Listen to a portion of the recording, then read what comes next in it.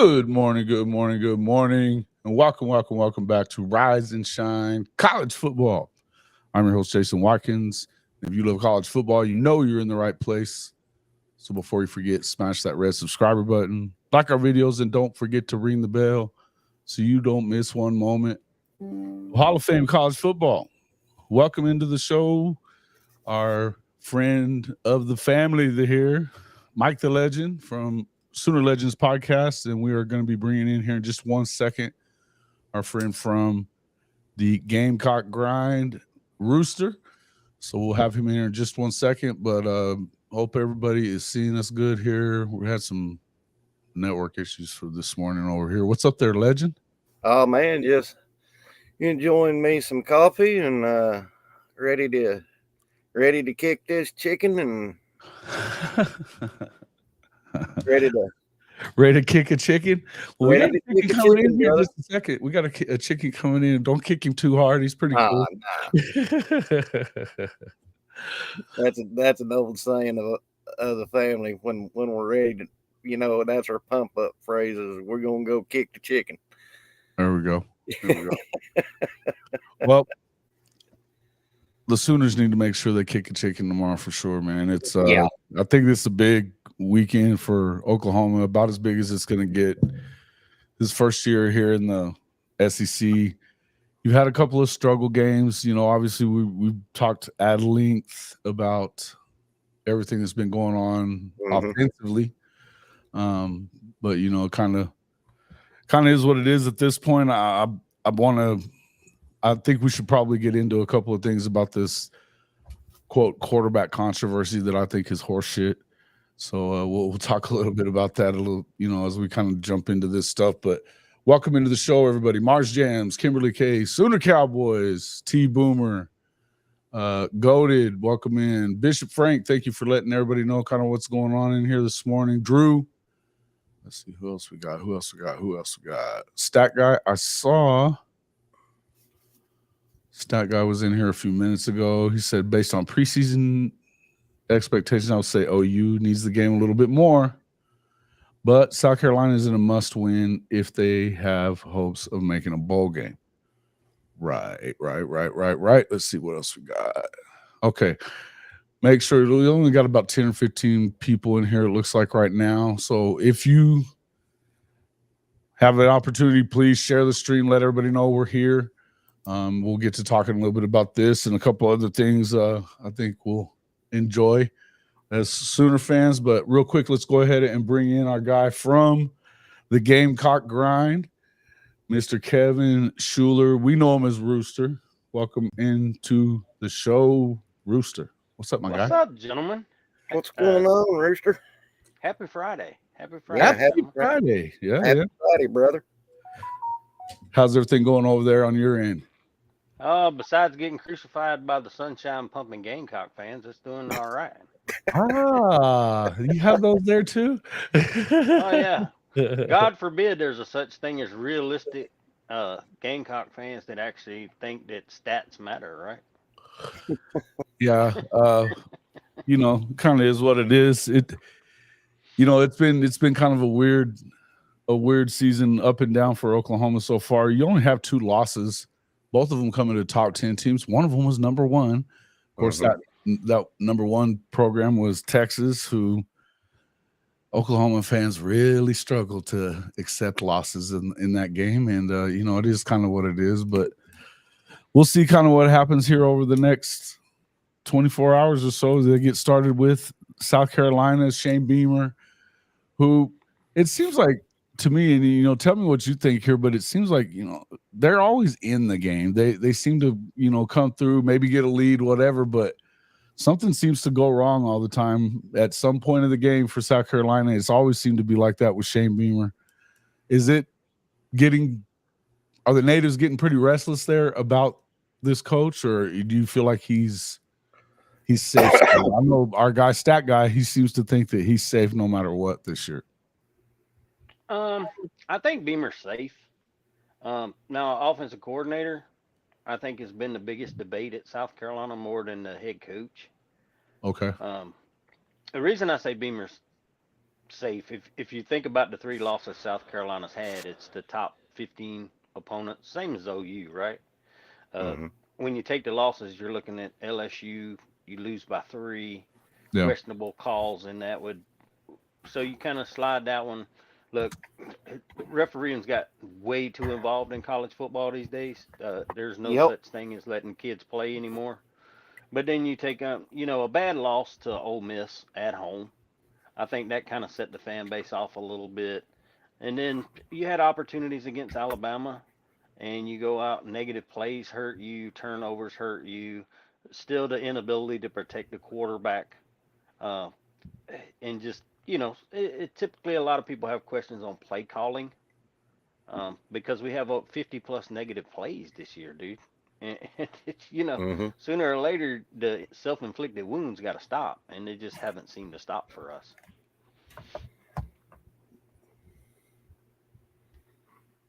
I think Jason's muted. Yeah, you muted yourself, Jason. Oops. Yeah, I think that obviously you have some issues with turnovers. Always seem to be an issue whenever it comes down to wins and losses in this league. I think that's clear. If whether or not you a Sooner fan who's this is the first year in the league or not, you watch the SEC. So I mean, that always seems to be one of the things that's gonna, especially when close games, you can't afford to have those turnovers, and that's one of the things we've seen a number of times from South Carolina. But Oklahoma, obviously, when they win the turnover battle, they're 11-0. I think they've won one time when they haven't since Brent Venables has been in town. Obviously, that's going to be key again this weekend. But I think that when you start looking at what the Gamecocks bring into this, it's really pretty good offense, when they get going correctly, they seem like they have a pretty good offense. Their defensive front is pretty formidable and deep. From what I can tell, everything with Kennard, and this is a guy that really got after probably the best quarterback in the conference last week on the road, turned him over a couple of times, got South Carolina to stay in the game. What is it that you see out of that defensive front there? Maturity. Yeah. If you look at the interior side of our defensive line, TJ Sanders, Boogie Huntley, these guys have been around a few years in the program. So it's age, right? Mm-hmm. Kennard, a transfer out of Georgia Tech, this is his last year. I mean, even though he hasn't been at South Carolina, he still has the maturity. The youngest guy, of course, is Dylan Stewart, the freshman, just kind of a phenom, which he was one of the highest ranked defensive players coming out of high school. Stud. At one point, he was the highest ranked edge rusher. Mm-hmm. So, I mean, yeah, he's playing up to his ranking, where a lot of times you see young guys not do that. And then you have some guys that help you. You got a lot of maturity in the linebacker room and in the DB room. A couple of young guys running around in the DB room, but if you look overall, the vast majority of those kids have a little age on them. So I think that's the difference in South Carolina's defense. It's just maturity. Yeah, right. I like y'all's 2 edge rushers. Yeah, they are studs. Physical, quick to the point of attack. For an offensive line that's been fairly shaky, depending on how you look at it. I think a lot of it has had to do with the Oklahoma's O-line situation, but I also think, having some young quarterback situations, you haven't been great on the O-line, but also I think, you were talking about offensive coordinator questions in Columbia. Plenty of those. We got the same thing in Norman. Questions don't even really describe that, do they, Legend? No. No. And I bet, Jason, even before the Texas debacle, I've been saying cut Seth's head earlier. I mean, it's got putrid beyond. Yes, it has. It's been. Look, I think that and we got the injuries. I take into that. I think you kind of have to. I mean, you've had your top 5 wide receivers have been down all year. Mm-hmm. You haven't seen Nick Anderson, but for a couple of plays in the Tennessee game, and he's out. Yep. Then you've got Deion Burks, who everybody expected to be a big part of this thing. Hadn't seen a ton of him throughout. It doesn't look like we're going to get him back this week either. But with all the youth, then the way that they kind of, I think that the thing that left the sour taste in our mouth, and I know we talked about this last week, Legend, was you got 2 weeks to come up with the game plan for the biggest game of the season for you in the Red River Shootout.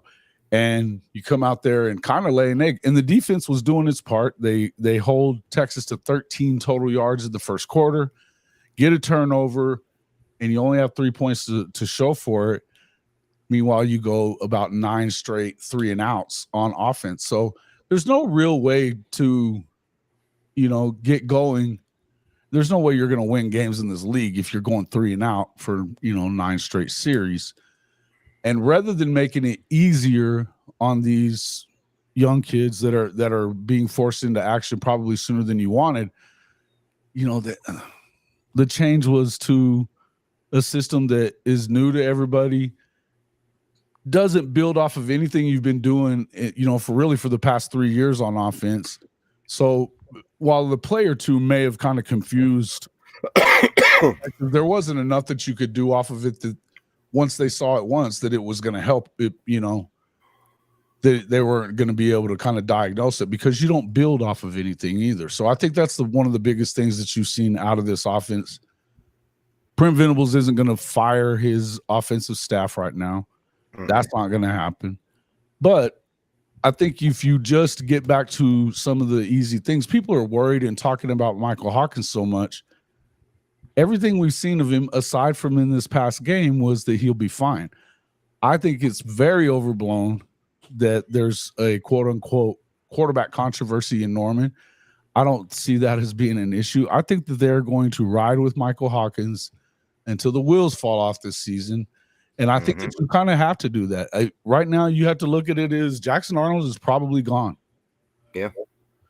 At the end of the season. If you really think that bringing him back in right now is going to help anything, I think you need to get your head checked if you're a Sooner fan. That's just my opinion. Yeah.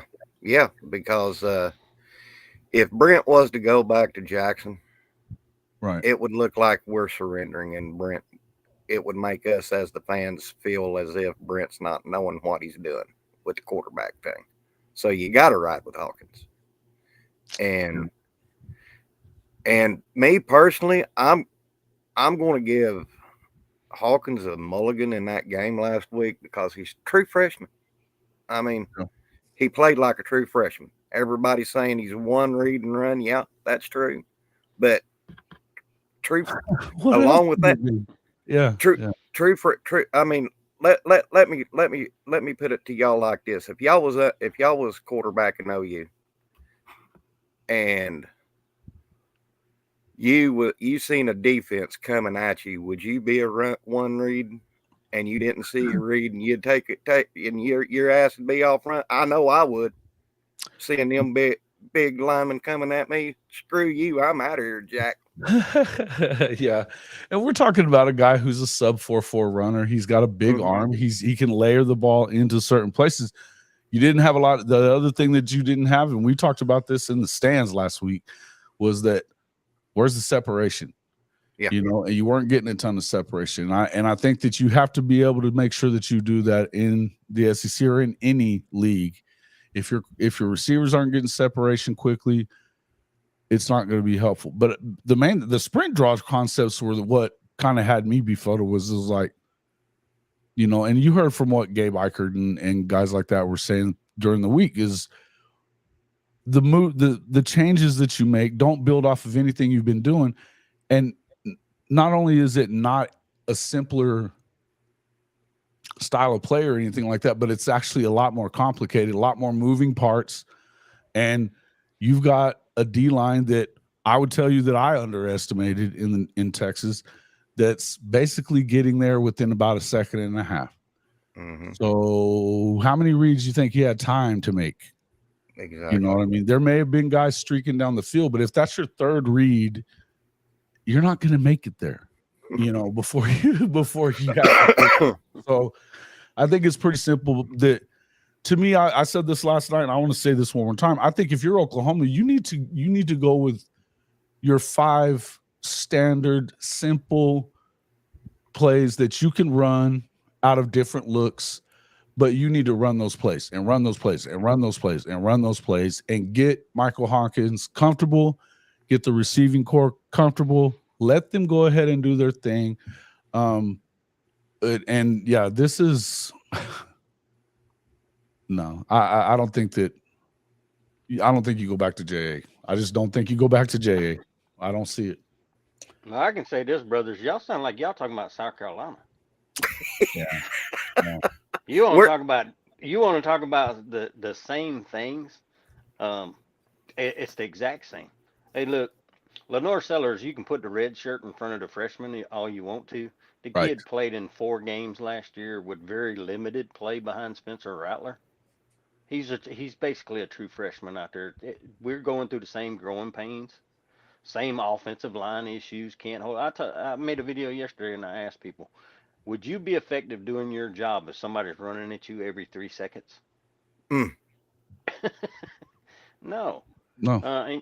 And we see well-established, well-experienced quarterbacks making mistakes week in and week out in this league because of defensive pressures. Even Milroe last week ran out of bounds when they could have been running clock off, making mistakes, going in, taking a sack, getting a safety, trying to throw the ball away.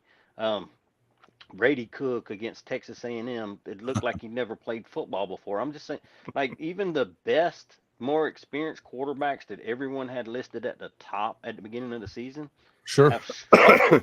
Jackson Dart against South Carolina, even though Ole Miss was beat us 27-3, Jackson Dart struggled in that game. If you go look at his stats, he was not very good. So even this is a hard league for the experienced quarterbacks, and it's definitely a hard league on these young guys. Yeah, absolutely. And you know, you've seen a lot of really good things out of Lenore Sellers, and then obviously he's had some injury issues going up through the year as well. You know, he went out of the LSU game with you guys. I think you were up 17 at that point, and kind of had to hold on. But it was clear to me watching that game that, you know, South Carolina became pretty one-dimensional with that. You didn't have a guy that could really throw the ball to keep you in it. I mean, if you know, he can throw it, he just wasn't really he wasn't clean with it though, you know, but it also seems like to me, and here's the thing, is when it comes to the coaching staff, you know, and the way I feel about it is that I think the idea that we're going to go back to do something like that, and why would you want to go back to another quarterback that if you're having trouble having time getting the football off, you're not going to go back to the guy that's less quick and has less ability to run the football. We've even heard people talking about Casey Thompson. This guy's on 2 bum knees that he's had repaired a number of times. You know, I think it's hilarious to even think. And look, don't get it twisted. I hear what people are saying about Jackson Arnold. He's a 5-star coming in. Blah blah blah blah blah. We're talking about one poor performance from Michael Hawkins, one. And don't forget that Jackson Arnold, man, their questions were going on for the entirety of the 4 games leading into the 3 games leading up to the Tennessee game. And then he had 3 turnovers in the first half of that game. 3. 2 of them were absolutely egregious. The other one you fumble. The questions were already there, folks. Think about that for a second. If you think it's just going to get better because you bring him back in, and we're talking about one half of football or one game that he had 1 turnover in, when you talk about Michael Hawkins, no, they didn't test it down the field. I don't think that that's all on Michael either. I don't. I think that you confused pretty much everybody on the offensive line with that game plan. I don't know how people even think it was coherent, and I do not see Jackson as the answer here, nor are you going to do anything but alienate a second quarterback. Whether or not you want to argue with me about who should be in, fine. I can listen to whatever arguments you want to talk about, whether or not they made a mistake. But you have to live with them. If it is a mistake, you got to live with this mistake now. Otherwise, you have an opportunity of losing them both at the end of the season. Because make no mistake, I think Jackson's saying the right things because it behooves him to do so. He has a nice NIL package that, you know, it's smarter for him to go ahead and hang around and be a good soldier than it is for him to be a pain in the ass and redshirt at this point, because then you get your money taken away too. Yep. Well, some of the things you brought up and you guys were just talking about when you talk about offensive coordinator, one of the main questions I always ask, because I know there's a big difference in the NFL play call and a college play call, or there should be.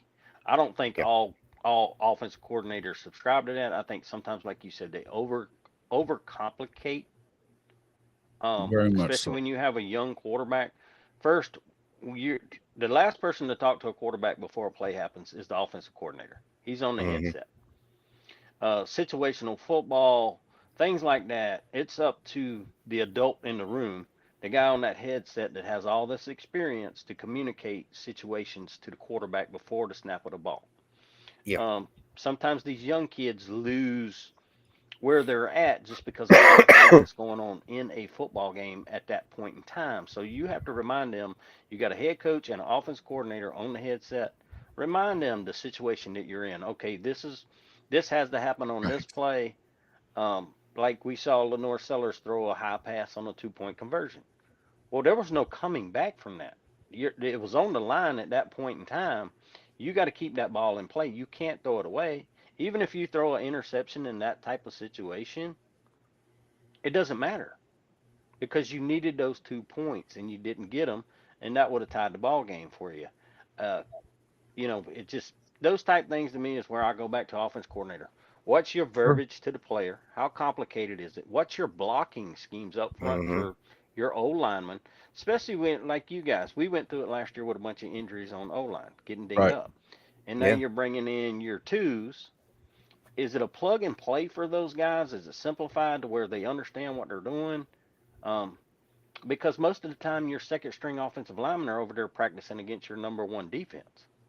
And they're replicating the team you're about to play. They're not replicating your team. Right. Yeah. Right. So it's like, that's just questions I ask. And scout teams are tough, right? You know, you don't always get the look you think you're going to get, or the look that you end up getting once the game is on.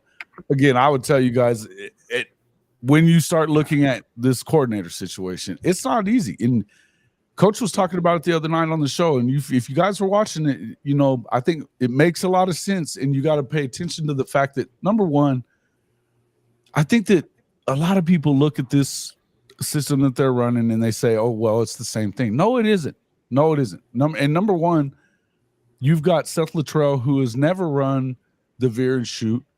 That is the reason that Joe John is the co-coordinator. He is the, quote, conduit from Jeff Lebby's offense to whatever it is you're trying to do by adding the air raid back in. Which is what Oklahoma is used to. It's what a lot of the guys have probably been used to throughout high school, and definitely while Lincoln Riley was here. That's air raid. It's not the veer and shoot. It's not the Riles bear raid, if that's what you want to call it. It's the Briles bear raid, whatever you want to call it. But it's not that. It's not what they're running at Ole Miss. That veer and shoot is a distant RPO based cousin of the air raid. It doesn't mean it's the same damn thing. And these are not the guys that you should have gotten to marry the two systems together in this system anyway. It's if I have a strong opinion about anything, it's that. If you got two, you don't got one. It's just like a damn quarterback situation. And for everybody wanting to let's knee-jerk reaction and pull this guy out over a couple of bad plays, not pushing the ball downfield, when I didn't really see them calling plays that were getting pushed down the field. Me either. They tried that deep ball. They tried that deep ball on the third play of the game offensively. Yeah. Third or fourth play of the game offensively. They just missed it. They never go back to that. In total, there were 5 balls that were 15 yards or further down the field. 5. Yeah. And here's what people that's wanting JA back don't realize is they are vapor locking Hawkins right now to keep him. And this is our coordinators. They're vapor locking him from throwing downfield to keep him from making turnovers, in my opinion. And I tell you what, it comes with the territory, guys. You show me a quarterback in college or NFL that hasn't thrown an interception, and I'll pull you $1 million out of my account right now. I mean, at some point, Seth is going to have to turn Hawk loose because Rooster, I don't know if you've seen the Auburn game. He threw a beautiful 63-yard pass to Hester in the bucket. And we haven't seen that since. And I think they're so damn worried about turnovers that they're keeping Hawk in vapor locked. Who gives a shit about man, let the guy go. Let him rip. Who cares? What do you got to lose at this point? I mean, here you are. You're in a situation where theoretically you still have a shot at the playoffs. You have 2 losses to 2 top 10 football teams, right? If you want to say that it's as crazy as it can get, fine. Then what do you got to lose? Go ahead, Rooster. I didn't mean to cut you off. No, you good. I was just going to say, look, what you're saying is the same thing that South Carolina people are saying. We're holding Lenore Sellers back. We're not letting him to throw downfield unless we're forced into that situation where he has to. And you're playing not to lose. You're not playing to win.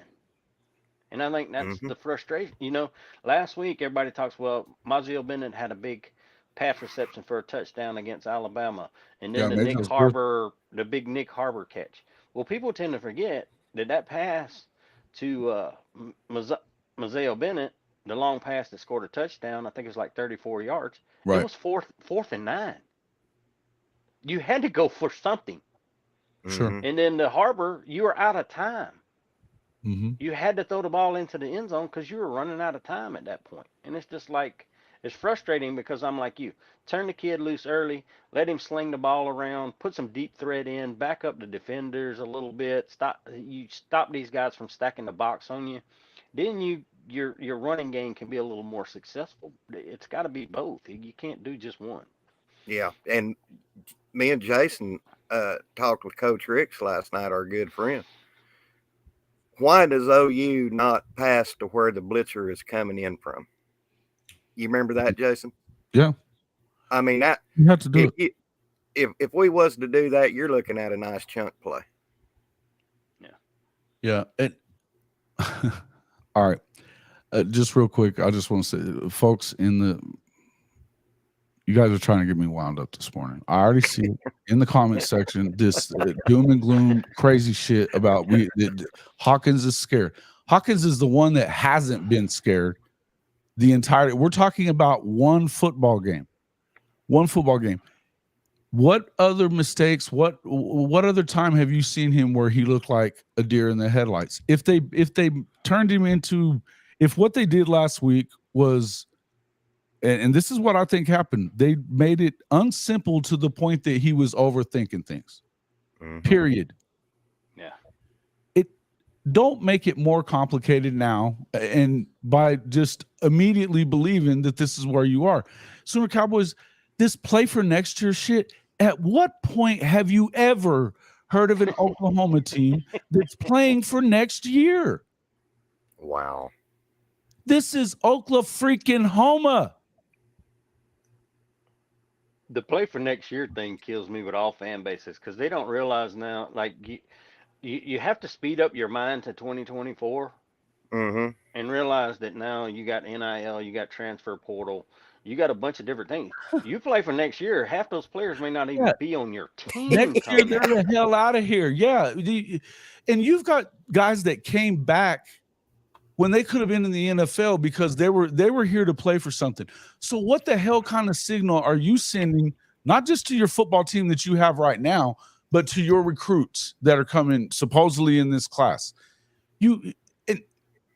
for everybody that's talking all this crazy stuff, let's play for next year. Yeah. How many do you really think that Brent Venables has a next year or a year after that if he goes and mails in the next 6 fucking football games? Damn. Come on, people. And Think about it. Who's on your schedule that you can't beat? Realistically, you look at your schedule. Name a team that Oklahoma can't beat on that schedule. There isn't one, and whether they win them all or not it's not even the damn question.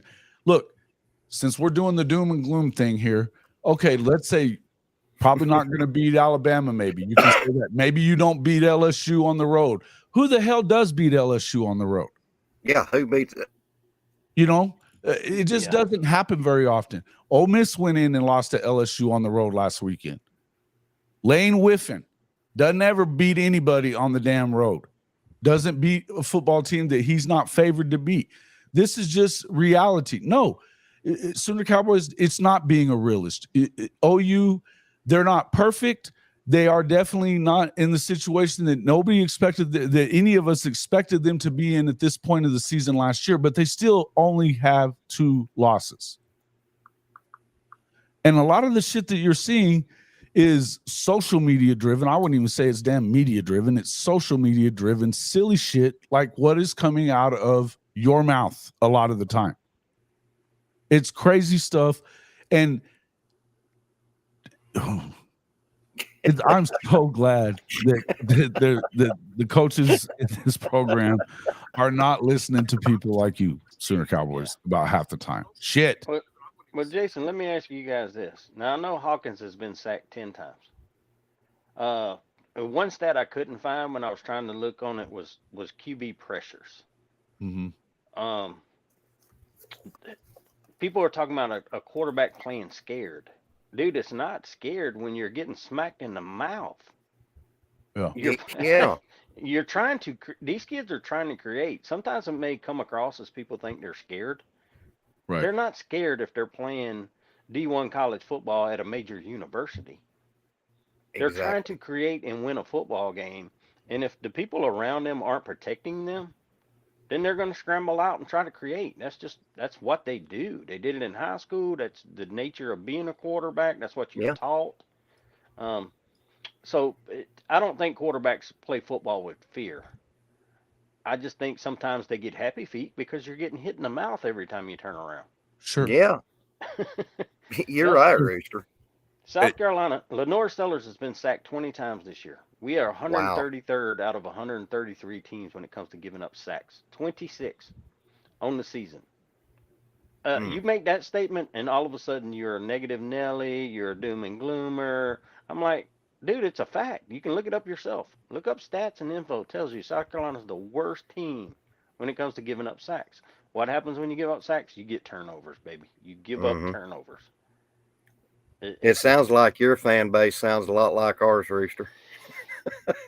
Well, they think because a coach, here's my thing. They think because a coach loves your university, because he was a coach at your university before, and he preaches his love for that university and his love for that team and those players and all that stuff, that in reality that's going to relate into wins and losses.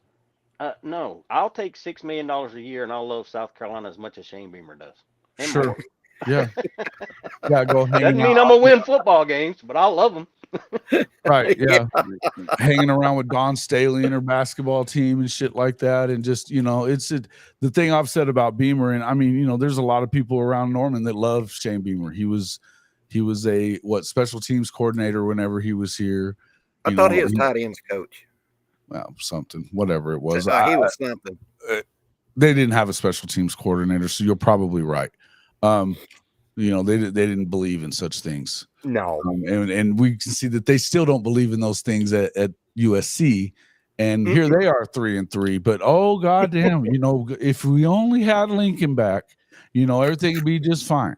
It's all kinds of weird shit that we're talking about. And it's just what it amounts to is that everybody's grasping at every damn straw they can pull to figure out what it is that we can do to get a little bit better.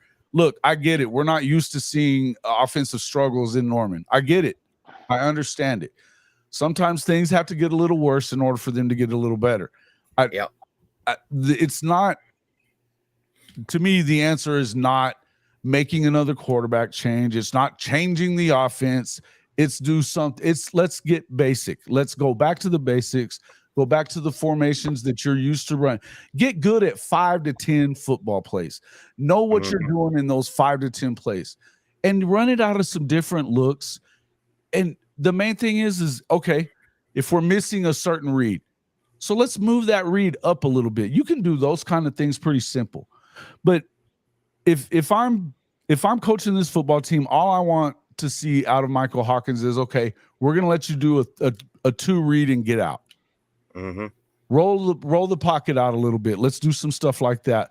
Yep. But let's not make it tougher on them by adding in a bunch of plays that they don't know and you're not building off of. Because number one, doing all that stuff doesn't really help you against a defense. It might work one time. The next play, they've already seen it one time, and you're not going to have anything to build off of. Offensive excellence, particularly when you're running these kind of schemes, air raid, bear raid, whatever you want to call it, it's all about having core plays that you can build off of. We talked about everybody hates the jet sweep, Well, the only reason we hate the jet sweep is there was never a vertical part that went with it. When Jeff Lebby was here, there was never a vertical element to the game. So if the jet sweep is coming, they're going to hand it off to, and they usually had it to the slowest guy of the receivers. Gee, yeah, who's not even there anymore. Not only, but they never had a vertical element with it, a little pop pass that you can hit the tight end with, and get them out of the box. You have to do things like that. You don't see Seth as capable. It's easy to make it easier. You just go back to 5 plays. And this is where, folks, I don't want to hear about Seth anymore. It's Seth Luttrell and Joe John Finley. It's not their football team. This is on Brent Venables now. Your defense is fine, Brent. Get out of their meeting rooms. Get off of the practice field on the defensive side of the ball and go get as focused as you are all the time on defense. Go get focused on the other side. Mm-hmm. Go explain and have a sit and talk to the quarterback and tell him, when you're getting this look on defense, this is what they're attempting to do. This is what I would be attempting to do with you. This look, there is so much that you could get out of that as a quarterback by listening to somebody like Brent Venables, who can sit there, look at the film and say, yes, this is what they're trying to get out of you right here. Mm-hmm. When they go into a 4-man front, you need to check and make sure, what are you going to have in the box? This is going to tell you immediately what's going to happen here. Right here, they may be disguising this for this. This is what I would do. You can make it simple. This is absolutely going to be on Brent Venables from here on out. Mm-hmm. Yeah. But the idea that we're just going to mail this shit in and let's go to Casey Thompson in his 10th year in college football. No more knees left. Let's do all that stuff. Get out of here with that shit. Get out of there. These kids are never going to be who you want them to be if they're not getting reps. Exactly. I'll tell you what, one thing I dislike when I see an offensive coordinator is if his play sheet looks like a Waffle House menu, and there's so much crap on there.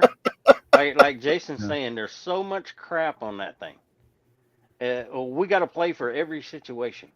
Well, you expect these kids who get 20 hours a week to practice, remember it. Like I've heard Beamer say, well, we practiced that play back in fall camp. Well, bro, it's game 6. You think them kids you ain't repped it since fall camp, and you all of a sudden decide that needs to go in a football game? Right. Right.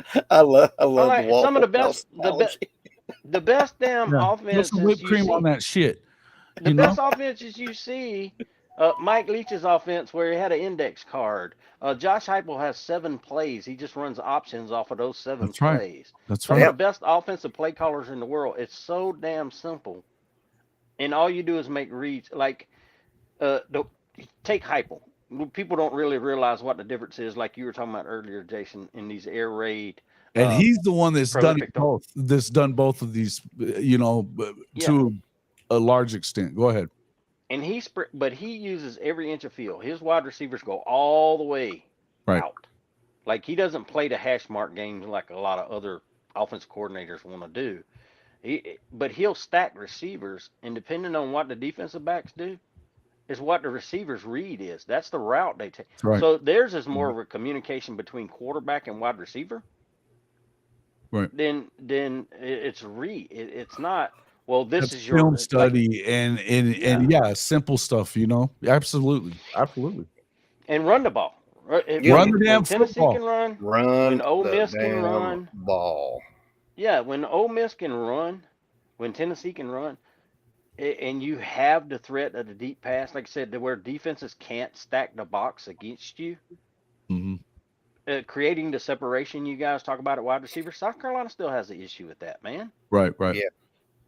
It's almost like you think these defensive coaches, these great minds on these football teams, defense coaches, ain't sitting there looking at your plays, looking at your film, and kind of getting to read on where your wide receivers are running, the routes they're running. So, there's just as good of minds on defense as there is offense. Absolutely. I think it's a lot. I think it's harder to be a defensive coordinator in this league than it is to be or in college football, period. I think it's tougher to be good on defense than it is to do stuff on offense, and particularly in the SEC. They just get better and better all the time, though. And the problem is that there are some issues going on. I mean, let's not get it twisted and act like we don't have problems on the offense. That's not what I'm saying at all, guys. What I'm telling you is that what you have to do is that you have to make it simple. Don't make it harder, and don't keep complicating things by adding in new twists. Get more basic and get really good at the things that you're doing. And what's wrong with we can't run the football? They can't run the football. That's not even actually true. Go back and look at the Red River game. They did better running the football than they probably have most of the season. Mm-hmm. And here's the thing. Run the ball. You don't run the ball because you have to get a bunch of damn yards. That's not even that's not always the goal. Look, I'd love it if they were getting more yards out of their running backs and more yards out of those plays. The reason that you stay committed to a running game is because you don't want 9 guys in the damn box, 8, 7, 8, 9 guys in the box, not giving your quarterback time to do a damn thing. Yep. You have to keep them honest. You got to run some screens. You got to take some shots down the field. If they don't think you're going to do that, then guess what? A team like South Carolina is going to pin their ears back, and they're coming. They are. On every damn play. It's not going to matter. I say this. Don't throw in any new wrinkles until you got the clothes actually ironed. On play calling. Yeah, like I said, I think these two teams are pretty fairly. You look at defensive stats. It's pretty very similar. Similar. They are. Offensive stats. South Carolina's been a little bit better, but that's because guess what? Even only winning 3 games, we pretty much dominate time of possession. I think it was Ole Miss. Our coach brought up the fact, we crossed the 50 7 times. I mean, but you walked away with 3 points, dude. Yeah. That's not like that's the bottom line. Well, eventually you got to move the football enough and keep the ball enough, get some scores in order to, you had 9 straight 3-and-outs against Texas. The defense up until that point, they gave up 13 freaking yards in the first quarter. Had a turnover on. Everybody's talking about how great Quinn Ewers is. He played like dog shit. Yep. Eventually, a defense is going to bust. You're going to have, if you're on the field that much and you're getting that many plays run at you, and you don't have time. And here's the thing: especially once you get a 2-score game, 10 points or whatever that you're ahead, now they're going to start trying to do things that's not within their system or not within what they're trying to do. You try to make something happen a little too much, and it turns into a touchdown. You know, the simple things like what we were talking about last night, Legend. We're talking about an all-American safety that knows you got to keep inside leverage there on that play. That long play that turned into a touchdown even after it was a fumble. That was a simple tackle if he just keeps inside leverage there. Yep. He gets a foot and a half to the other side, and now he's coming across his face and getting down the field. Yeah. If he keeps that inside leverage, there's no way he could have broken it. Either way, he wasn't going to break it right there. Once he got on the outside, it wouldn't have mattered if he went to the outside. He would have still broken that play off.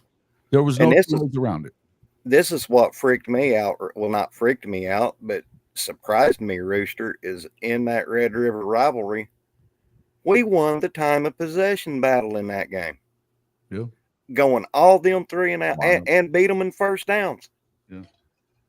And then I'm sitting here looking at the score. I'm like, what you can't always look at stats and say that stats mean everything, because they don't mean shit sometimes. Charles is saying, thanks for being here, Rooster, and listening to all this. Being here, Rooster. You're a cool cat, man. Appreciate that, Charles. Appreciate that. But you're right. Hey, every statistical category you can look at in the South Carolina-Alabama game, offensively we won except turnovers. But you didn't win the score. Exactly. And that's the one that matters at the end of the day. That's the one that matters. The one. According to Dabo Sweeney, it doesn't matter, but every other coach in the world thinks the scoreboard matters. Dabo doesn't. Yeah. I'd go to reading when Daddy was alive. I'd go to reading all stats, and he'd say, "I don't give a damn about them stats. What matters is who has the damn score at the end of the game." It's all that matters. It's the only thing that matters. There's nothing else in football that matters but that scoreboard. Yeah. You can show me every statistic in the world. You can all that stuff. I don't give a shit. You can tell me how great this part of the team is or how great this part of the team isn't. What matters is the scoreboard. And in the end, yeah, you know, I was talking when Coach Ricks was on last week and when I'm headed back from the game, and I said, what was the time of possession? I was sure, just positive, that Texas probably had 20 more minutes time of possession. Nope. No. It was the weirdest shit. But you go back and look at it and it does make sense. The bottom line is we can expect all of these things. We can have all these expectations. And I think that Oklahoma fans' expectations are out of whack anyway. Look, we're all impatient. It's been a while since we've seen a national championship in Norman. We want to see it soon, right? We want to see this team look really good in its first year in the SEC, and I think it makes it doubly critical at this particular moment because your biggest rival is number 1 in the country. Yeah, that has a lot to do with it also. Yeah, I'm going to piggyback off of what you said a while ago, Jason. We just need to dumb it down, keep it simple. Yeah, you know. 5 no plays, no X hook, wide drag, F trails, you know, none of that crap. No. You know, and I'm all for dinking and dunking right now.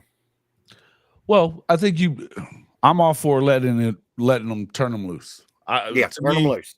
I think you give them 5 plays and you tell Michael Hawkins to just go win the damn football game. I don't care if you make mistakes. I don't care if you throw some interceptions. Get out there. This is the kind of game against a team like South Carolina. You're probably going to get some turnovers too. Mm-hmm. Right? Oklahoma is one of the best teams in the country at forcing turnovers. Whether it be interceptions or fumbles, they're going to force turnovers. Guess what? South Carolina turns the football over. So you can afford to have, a couple of mistakes here if you're being aggressive down the field. I would rather see. Whoa. Hold on a minute. Let me. I talked you into 10-2. I've rarely said 10-2. I said there was a world that they could get to 10-2. This was prior to all the injuries in the room. Which let's again, your 5. I want to know which football team in this country would be worth the shit without their 5 top wide receivers in the game. Yeah, I want to know because I don't know that many. I said I came into this season thinking 9-3, possibly 10-2 if things went well. I've never been that dude that was saying 10-2, 10-2, 10-2. Go talk to Jay. Go talk to some of those other guys in the Sooner space because it wasn't me. Yeah, I had them. Wasn't me. I had them at 8-4 floor with 9-3 ceiling this year. That's where I was too. And look, right now, yes, you'd probably take 8-4 in a heartbeat if you're a Sooner fan. But you know that is what it is. Go let these guys get out there and have some fun with it and see how it goes. Apparently, gamble. I would much rather see Hawk throw an interception trying to push it downfield than you know what I mean, Jason? Mm-hmm. Does that make sense? At least they're trying, you know. All right, I got to jump off. I got to jump off. I think my wife's got something going on with our little dog, but appreciate you guys letting me on, man. Brother, man, I'm sorry we ended up in the where we were, but you told Miss Tori we said hello. If I wouldn't have said Oklahoma was going 6-6, I'd have never made good friends with my man Jason over here because he had to come and tell me I was. Well, give us before you split. give us a prediction on the game. Who wins? What's the final? You know, honestly, I think it's a close game. I think both teams mirror images of each other. I don't think it's going to be that higher scoring. If I had to guess anything, I think it's going to be 27-24. And honestly, of course, because it was my preseason prediction, I have to stick with South Carolina. But, I mean, it's going to be tough. It's going to be tough. I mean, there's no reason that hey, either team could win. Both teams could lose. It just depends on making the mistakes and who makes less of them, you know? Right. Well, we appreciate you coming in and spending some time. Nice meeting you, Rooster. Nice meeting you guys, too. We'll holler at you later. Okay, brother. Rooster from the Gamecock Grind. That's our boy Rooster. Kevin Schuler, otherwise known as. Get over there and make sure you check out his channel. They do good work, man. He has a lot of fun on his show. A lot of live stream stuff like what we do as well. His wife, Tori, and him, they have a lot of fun there. They love that show, man. I enjoy watching it. And yeah, when he was talking 6-6 and, you know, and he got the standard Sooner fan treatment. Benji, don't start with me with that shit either. I'm going to kick your ass right out of here. You guys are killing me here. I said there was a possibility they could go 10-2. That was as things, you know, that was a lot of that was before the season started, and it was damn sure before you started losing every wide receiver in the room too. Look, could they theoretically they could still get to 10-2. Are they going to get to 10-2? Let's see if they can win this week. We'll move from there. All right. And even if look, you guys don't just sit there and believe anybody. I believed in 6-6 and all that bullshit about as much as I believe that Oklahoma's going to go 12-0. I've never been that guy, and I've been saying for about 2 years now that 2025 was the target year. Yeah, not 2024, 2025. When you are even a little better on defense, you've got hopefully, you know, a little experience under your belt. Mm-hmm. Whoever your quarterback is, you know, look, I'm going to tell you that I think that they can still do good things this season. A lot of things are going to have to happen in order for them to get to where their goals were at the start of this season. There's no two ways around that. Yeah. I mean, we know that there's issues. We're not going to sit here and act like it's perfect or everything's going to go great. Look, they may end up having to get out of this situation with their coordinators. That all goes back to Brent Venables and whether or not, I think at this point you do have to say that it was probably a pretty lazy hire to make, right? Yeah, it was very lazy. And again, no matter any way you slice this, we can blame this on Joe John and we can blame this on Seth Luttrell and the play calling and all this and that and blah, blah, blah, blah, blah. Or you could blame it on some of the things that really are that part of it, which is injuries. You know, the offensive line is only kind of half-assed. Okay, that you could do a lot of these things, and that's fine. Do that. But in the end, all of this stuff goes back to Coach Venables, and he is still on a learning curve. Let's not get it twisted for a minute. Realize that he has to, you know, I've made this analogy a bunch about the head chef, and you know, you don't get to put it off on the dessert chef if your restaurant gets food poisoning. Exactly. You're the boss. You're the boss. You're the boss. So get in there and be the boss. I don't think you're always getting the answers that you want to get out of Brent Venables, because he's not going to buy into all of it. He wasn't going to fire anybody this week. No. He wasn't going to do it. He's not going to do it. It's not something that he's comfortable doing. No. Fine. You know, could you see could I see a reality where you possibly might demote him or have somebody else call him plays later in the year? Possibly. I can see that happening. I hope that it doesn't come to that. And I don't think it's that hard to say, hey, look, let's go back to some basics, just get real basic in what we're doing. Yep. And run a handful of plays, any number of ways that you want to, and just see what happens. And, you know, somebody in here said play some sandlot football. Sure, why not? And you can do that with 5 plays. You know, make it look a little bit different here and there, but key on this guy, key on that guy. Mm-hmm. Make sure that you're paying attention to little things like that. If you do those things and just continue going, look, the more you run a play, the more you do certain things, no matter what it is, the more you rep one thing, the more that you're going to know it. Yeah. It's going to be simpler. And I think that that's where they haven't shown an identity on the offensive side of the football. You really don't know what they're doing. That's the issue. Go ahead. Anytime all this season that I've been watching, I'm like, what the hell kind of call was that? I mean, I'm like, what did I just see? And Jason, let me ask you, as far as pass routes, have you seen one fly route this year? One fly pattern? By fly pattern, you're meaning like a straight down the field? Yeah, just straight down the field. Yeah. You're seeing a little bit of it here and there, but I think a lot of it is, you know, delayed wheel route kind of stuff, you know, where it's, you know, it might be his 3rd or 4th read. He's not getting to his 3rd or 4th read, folks. I don't give a shit how wide open it is. And the reason I said you're going to have to make that the first read if you want him to get there. And the reason I said dink and dunk a while ago is, you know, 10, 15-yard dink and dunk passes, you know, that you don't know what that's confidence builder. You're completing passes. Sure. You're getting positive. And screen game is big on that kind of shit too, right? Yeah, screens does the same thing. And then hit them jack wagons down deep. Yeah. You know. But you got to get them out of the box first in order to you got to get right? you do. So I don't know.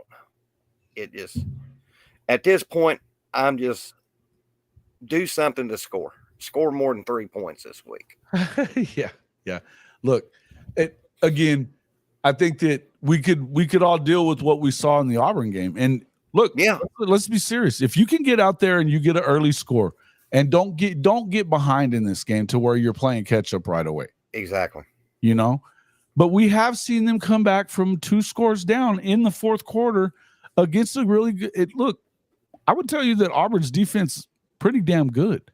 The problem with Auburn, their offense isn't terrible. The problem with them is they turn the football over. Right. They sure but did. We know that he could throw it down the field. We saw that in that game. He hit it on the money. That was a 65-yard throw. It was a 60-yard, covered 60 yards as far as, you know, the yardage for the play. But he was 5 yards behind the line of scrimmage, threw that ball on the money. JJ didn't even have to break stride. We know he can throw the football. Let him just send it out there. Continue calling the play. At some point early on in the game, if you want this thing to work right, and you want to open it up a little bit, you got to throw it down the field, and they have to know you're going to throw it down the field. Yep. Because if they don't think you're going to, they're going to pin their ears back. Look, That's one thing that this South Carolina team is really good at is at the defensive line, and they're gonna bring pressure. They got to Jalen Milroe. Yeah. Nobody gets to Jalen Milroe very often. They got to him. Not only that, and what did they do? They forced him into a couple of mistakes with his throws. Yeah. 2 interceptions. That's why South Carolina was in that game.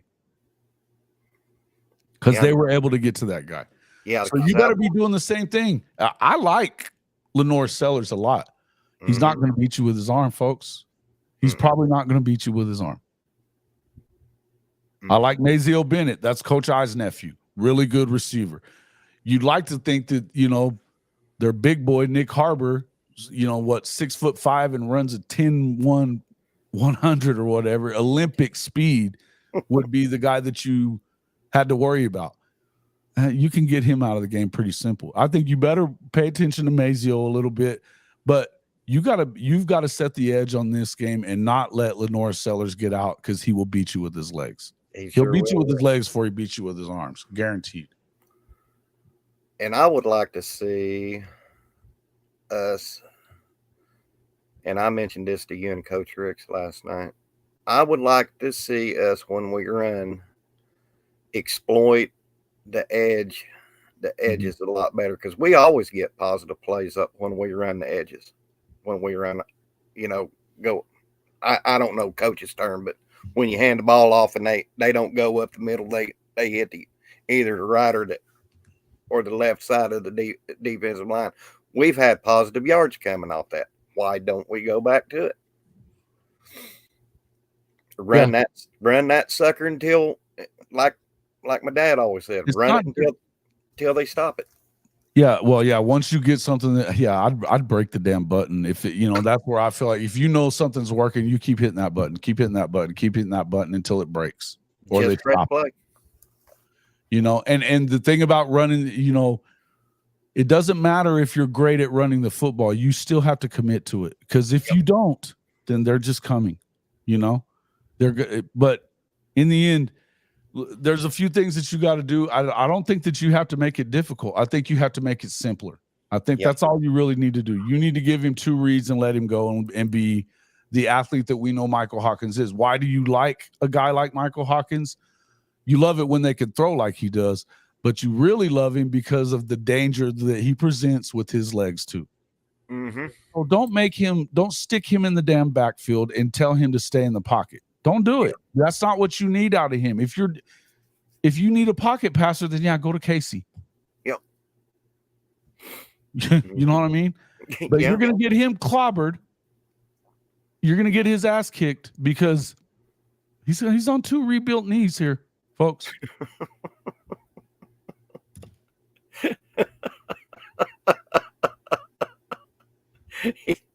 Yeah, we got the old man as third string. Shit, I'm telling you. The ageless he's there wonder. to be a coach, guys. He's there to be a coach. He's learning his stuff, and let it be what it is. What's up there, Stat? Good to see you, my man. Yeah, hey, Stat. Good to see you, man. I wish you had some internet, man. We pop you in here too and talk. Heck yeah, talk a brother. little shit. We talk a little shit with you. Hey, man. Yeah. Shout out to the Stat guy. Shout out. And look, man, I'm excited about the game. I really am. I think they're going to be okay. I think, you never know what it may turn into, but I would tell you that, it's probably a race to 21, a race to 14, whatever, whoever the first one is to 14, 21 points is probably going to win the football game,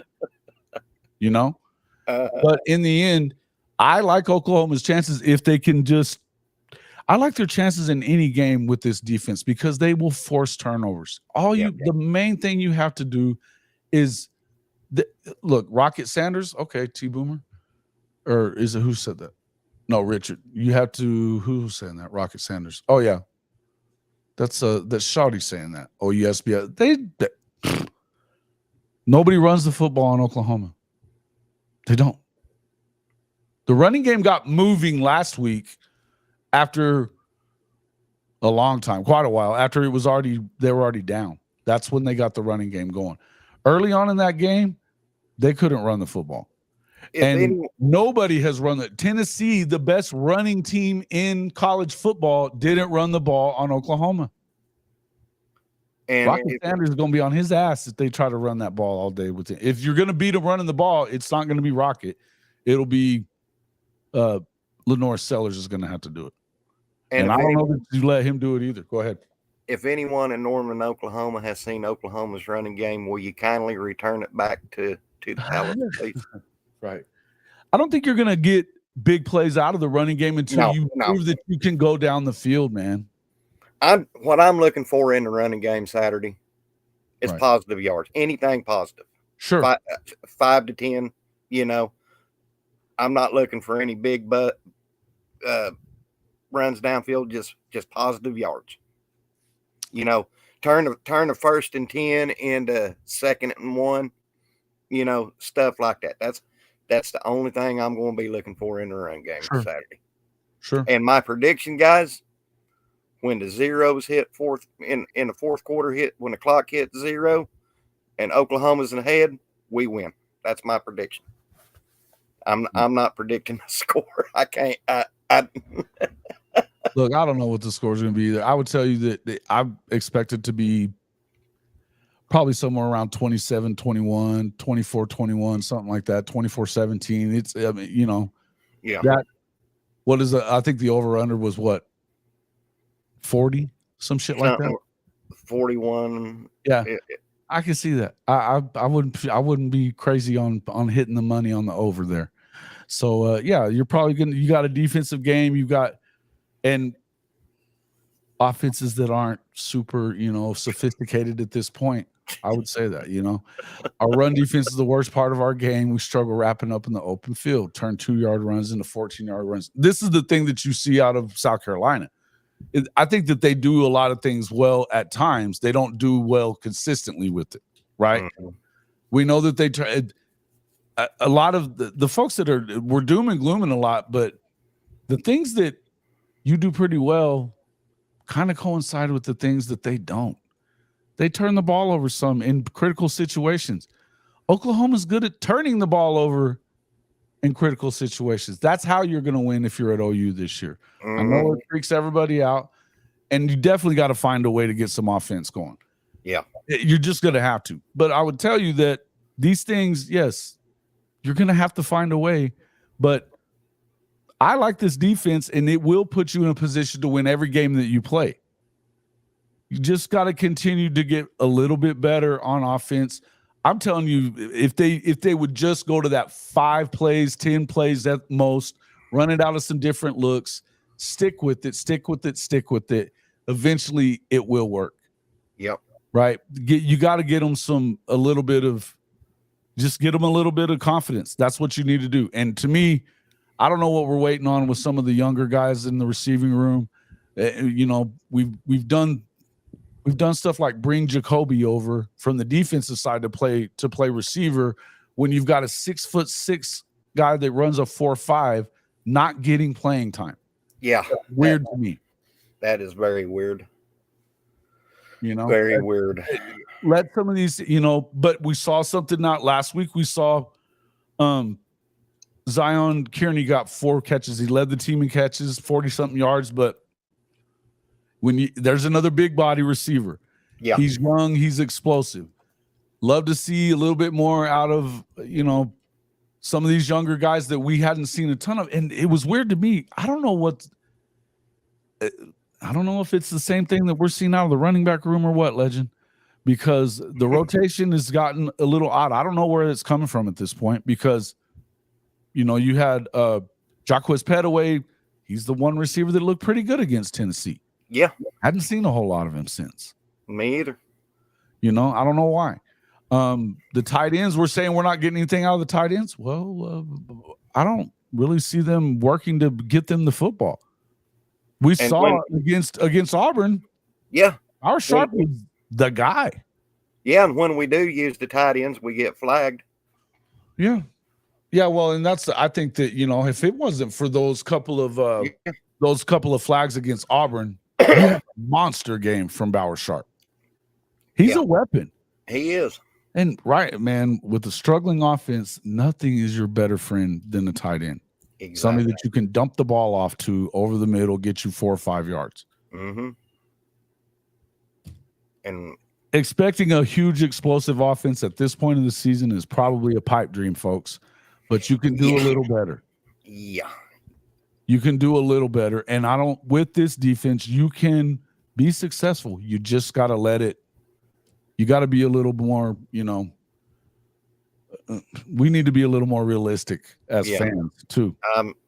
I'm not expecting anything explosive at this point. Look at this.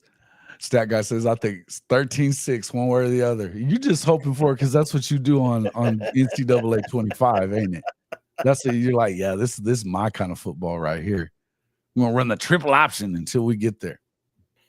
Hey man, it could be that way. I think you've got two good defenses, and that's what you have.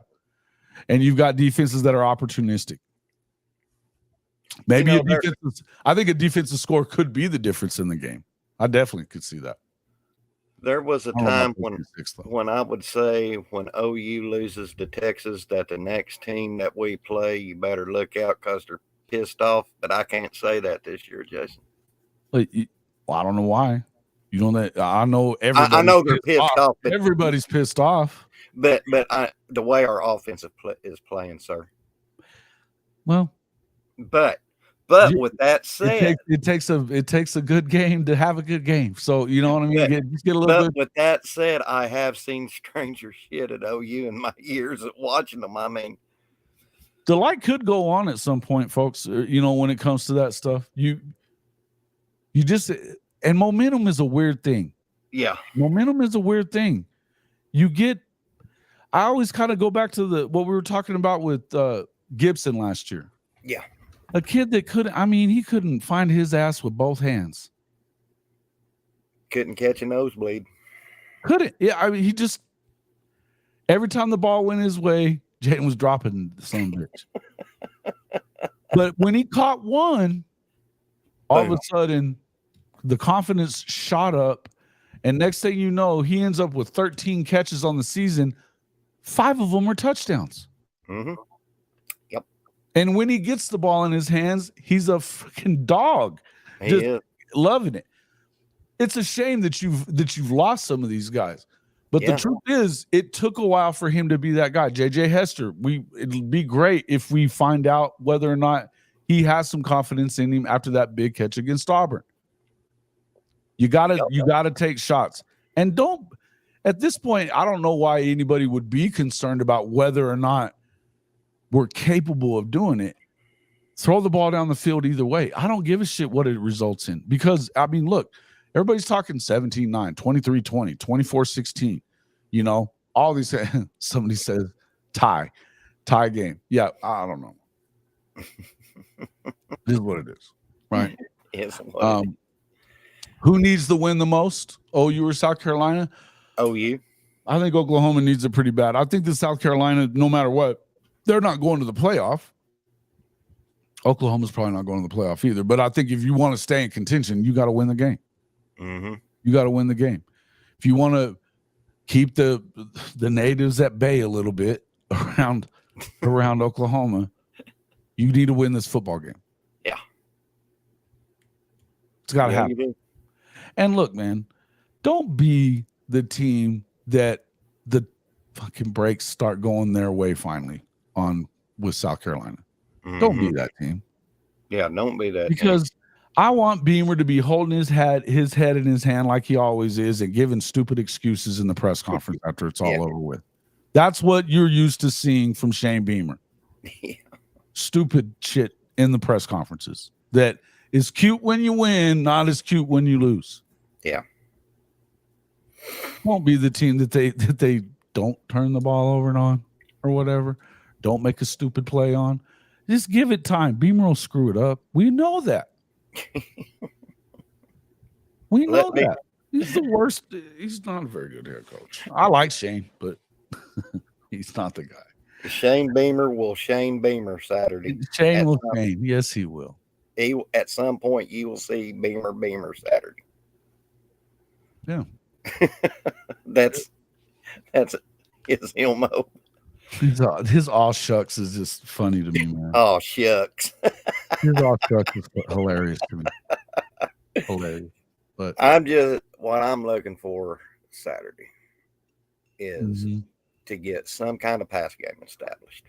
And I'm not saying go, we don't have to start pushing 60, 70 yards, get them 10, 15-yard passes, and get some kind of run game going. Yeah. Look, Golded is right.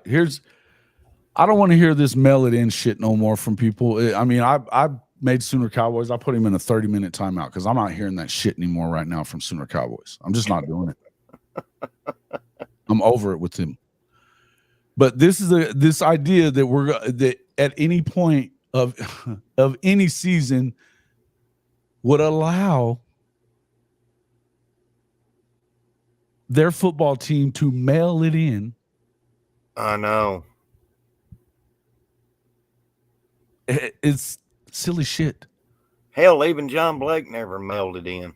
You don't mail it. This is Oklahoma. That's right. You don't mail it in. It doesn't matter if they lose the next 2 or 3 games. You still are doing everything you can to try to get a win at the end of the season. You have to. Yes, somebody said we need some momentum going into the next year. Oh, you need it more because it could spiral. Yeah, the roller coaster. That's what I'm getting at. That's who he is. Sooner Cowboys. He gone. You're not. I'm not listening to you today. You just gotta go. Bye. Not doing it. I'm over the shit. I've heard enough, and it's. I mean, it's a broken record with him anyway. Yeah. I like the idea, guys, of playing some. I mean, first off, if you don't think that there's enough young guys in the game right now, what are we talking about? Mm-hmm. That's a lot of young guys in right now. Every damn wide receiver, aside from J.J. Hester, is new. Yeah, they're young. They are young, and you do need it. You need this win. You need some kind of, good momentum heading into next season or whatever it is. But that doesn't mean you mail it in and just start letting whoever the hell play. That's not how you're going to do it. Nope. It's good to be able to get some of these guys some reps, and this is how, as a young receiver, this is how you turn into a really good receiver. Yeah. Right? This is how you turn into that. And, who is this I'm guy? hoping. Who's this guy that's saying that Sanders Boulevard? Most of you people keep talking about great defense. They're ranked 50th or worse. Ranked 50th or worse is on what? You can cherry pick little things here and there. They're the best team in the Power 2 if we're talking SEC and the Big Ten. Nobody forces turnovers like Oklahoma. No. They're one of the best teams against the run, period. Yeah. Their efficiency is right. Learn football, buddy. Learn football. Yeah, go back to school. Because a top 50 defense, and at the halfway point of the year, when most teams haven't played a lot of really good football teams yet. Yeah. I don't give a shit about what the ranks are in total defense or scoring defense. You know how much they're giving up? Less than 20 points a game. Mm-hmm. So you can give me your stupid numbers all you want to. They turn people over, and they don't give up a ton of points. Mm-mm. Texas, the yardage. I don't give a shit about the total defense number. I could care less about that. There's teams that give up yardage between the 20s, and they don't give up a ton of points. They've been one of those teams. Yeah.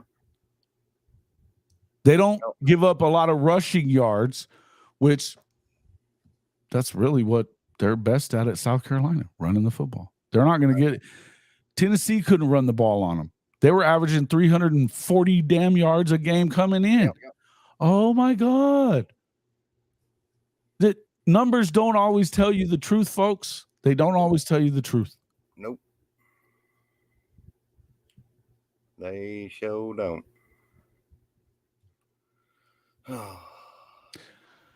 People. You're killing me, I'm sorry I was late today, guys, but I'm going to tell you right now, I'm not going to stay in here for freaking 3 hours listening to this shit. I'm not doing it. It's just not going to do it. I'm just maybe. Hey, go ahead. No, finish up. I got one. We're going to jump to another topic here in a minute. Okay. I think you'll like it, but go ahead. I'm going to end this here. That me being the old school OU fan I'm glad to see this defense, and it's only going to get better. I'm glad to see the defensive side of the ball. I just wish that the OU defense has been really good, man. The OU defense has been the people that you can do this numbers thing and tell me how much you believe in the whole. You know what? In fact, I'm going to pull up the numbers real quick. Let's see total defense. Yeah. Total defense, they're 47th in the country, but that's giving up 300 yards per game. 300. Drop the link in the chat. I'm not going to drop the link in the chat there, Bishop Frank. I don't want just anybody popping in. Are you getting on your computer or are you getting on your phone?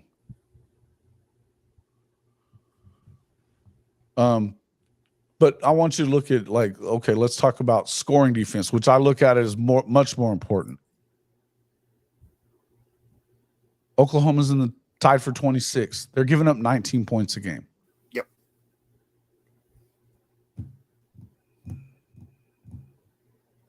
Crickets. Crickets. I'm talking about 19 points a game. They're just a little bit behind. But I mean, like Utah. Okay, Utah's at 17th. They're not winning football games, though. You've got teams that are ahead of them like James Madison. Who the hell are they playing? Missouri. Who the hell are they playing? And they got beat by A&M last weekend. The shit kicked out of them. Yeah, that's 16 points. They wish that's what they gave up against A&M.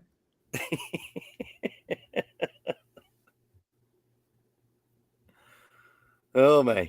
Tennessee over 20 points. Tulane over 20 points. Tulane is one of the top offenses in the country, too.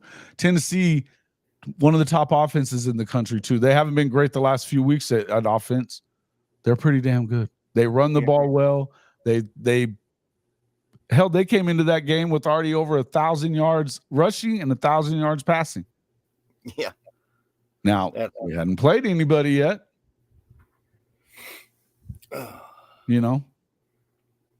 don't know what we're talking about here. You want to talk about, let's talk about some other stuff. Why are they a pretty good defense? Let's talk about their turnovers. The turnover margin, they're one of the best in the country. Jason, they drinking their own bathwater. Their own bathwater.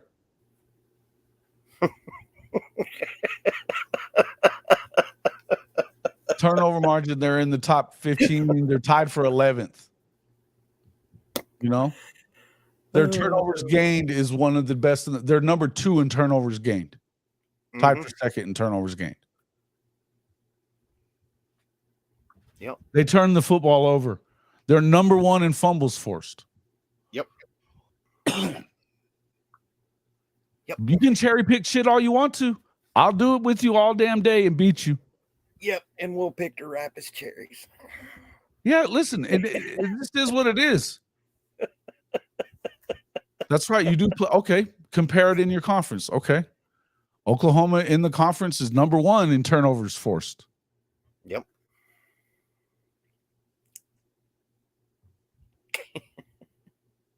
That's what they do.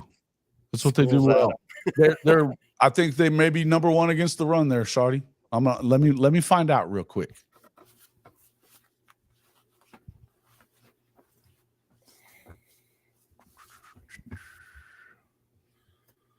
It's Ole Miss, followed by Tennessee, which they have a really good run defense. Mm-hmm. I'm not really buying Texas so much because they just hadn't played a great schedule yet. But if you're looking at it, they would be next, and then I think it's Mizzou, then OU. So what are we, 6th? In the SEC? Mm-hmm. Ole Miss, Tennessee, Kentucky, I guess. Yeah, that's 3rd, 4th. Yeah, like 6th, 5th or 6th. But that's, again, sometimes it's, I think when you do all that stuff, you got to look towards the end of the year because you're not playing an equal schedule until it gets later down at the end of the year. You know that, first off, it's never going to be equal with Oklahoma. They're playing the better schedule out of everybody but maybe like Georgia. Yeah. You know, Missouri's schedule, even within the conference, isn't great. A lot of them aren't. But I think once you get through it, and how do you do against the teams that you know are really good? I can tell you that, look at the Tennessee game. They couldn't get the running game going, and that's what they do. They got a running back that's got like 17 touchdowns already. Yeah.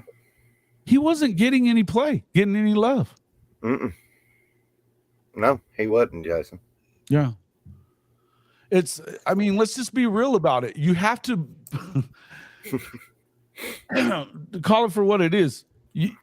We know they do a really good job against the run. The defensive line at Oklahoma is the best part about them, that and their linebacker play. Yep. I love their secondary too, but if you've got, I guess, what you want to call a weakness, it would be that they get a little greedy and they'll have some mistakes here and there, right? That's what you've seen. Overall, though, this defense is solid. I do think that you've got an issue where, if your offense has got to help your defense for it to be just a stat stuffer and all that. But I don't give a shit about that. Yeah. We can sit here and do all these rankings and all this shit for all damn day. And I can show you plenty of places where it matters and plenty of places that it don't. Yep. I mean, we could play that little game. In the end, I love the thought of our defense going up against your offense in a key time. If we're nursing a lead late in the 4th quarter and you got to go down and get a score, I like our chances. Mm-hmm. Me too. That's all there is to it. I like our chances. Mm-hmm. I wasn't worried about Auburn going down and scoring at the end of that game. Got to tell you. No, because our Mason Thomas and Robert Spears. They're teeing off now. Now you think you had time to throw before.Maybe you did early in the game. You're not going to have time at the end. And you don't know where the hell it's coming from either. I have this feeling Saturday that OU, this is just a feeling, Jason, that it might not come true. But I have a feeling that OU, we're going to see a side of OU we haven't seen in a good way. Maybe. I just have a feeling. Richard Shear defending Oklahoma. He's about to puke all over himself. Our Mizzou guy. I like Richard Shear. He might be a Mizzou fan, but he's cool. Richard, and you know what? You're right. I love the comment that you made just up here. I'm a Mizzou fan. I'm defending OU because of ignorance. Jesus. He said, but OU played Tennessee, Texas, and Auburn, 3 teams with good or great offenses. Yeah. Good rushing offenses. Good passing offenses. Look, you've gotten a little bit of all of it from it. Oklahoma didn't lose the Red River game because of their defense. I'm sorry, they didn't.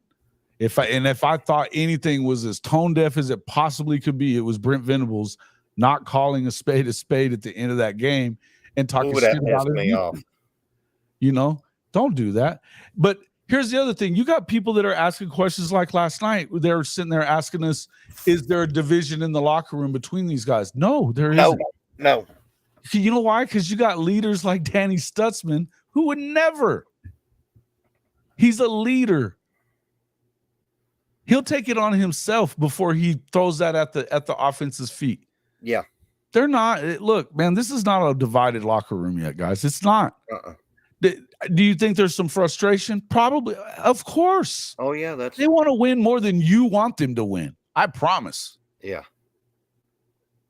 But when Danny Danny Stutzman said on his interview Monday that 4-2, not 2-4.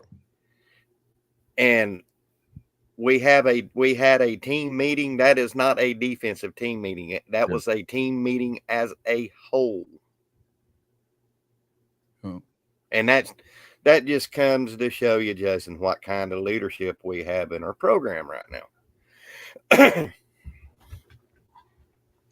He said, go to got you bookmarked so I could give you some flowers after I break my TV. Poor stat guy, man. Hey, look, you guys think we got it bad? Stat's been a South Carolina fan forever. Yeah. Levels to this shit, folks. There's levels to this shit. Yeah. They're going to be all right in the long run. Whatever they end up this year, I've told you guys for a long time, this was never the target year in my mind. No, you've said that a bunch, Jason. You said never been the target year in my mind. But I will say this, as crazy as it sounds, every one of their goals is still in front of them. Mm-hmm. It is. Yeah. You can say what you want. There's no damn way they get there, blah, blah, blah. Okay, yeah, you may be right, and you probably are right. But they are still out in front of them. So if you think this team is just going to all of a sudden throw in the towel with 2 losses, you don't know Oklahoma football very well. Yeah, what fan would allow such a thing without calling for their heads, all of their heads, BVs included? Mm-hmm. There's a lot of people doing it right now, and they've lost 2 fucking football games against 2 top 10 teams. One was a number 1 and one was a number 6. You're right, Jason. I mean, it's not like we didn't lose to a mediocre team, and had every opportunity to win the Tennessee game. If you don't have those, we want to go back to the guy that made all the turnovers. Yeah, we got people that want to go back to there. Yeah, I mean, perspective. Kimberly said it earlier. You got to have some perspective, folks. Yeah, you do. Context matters. Context matters.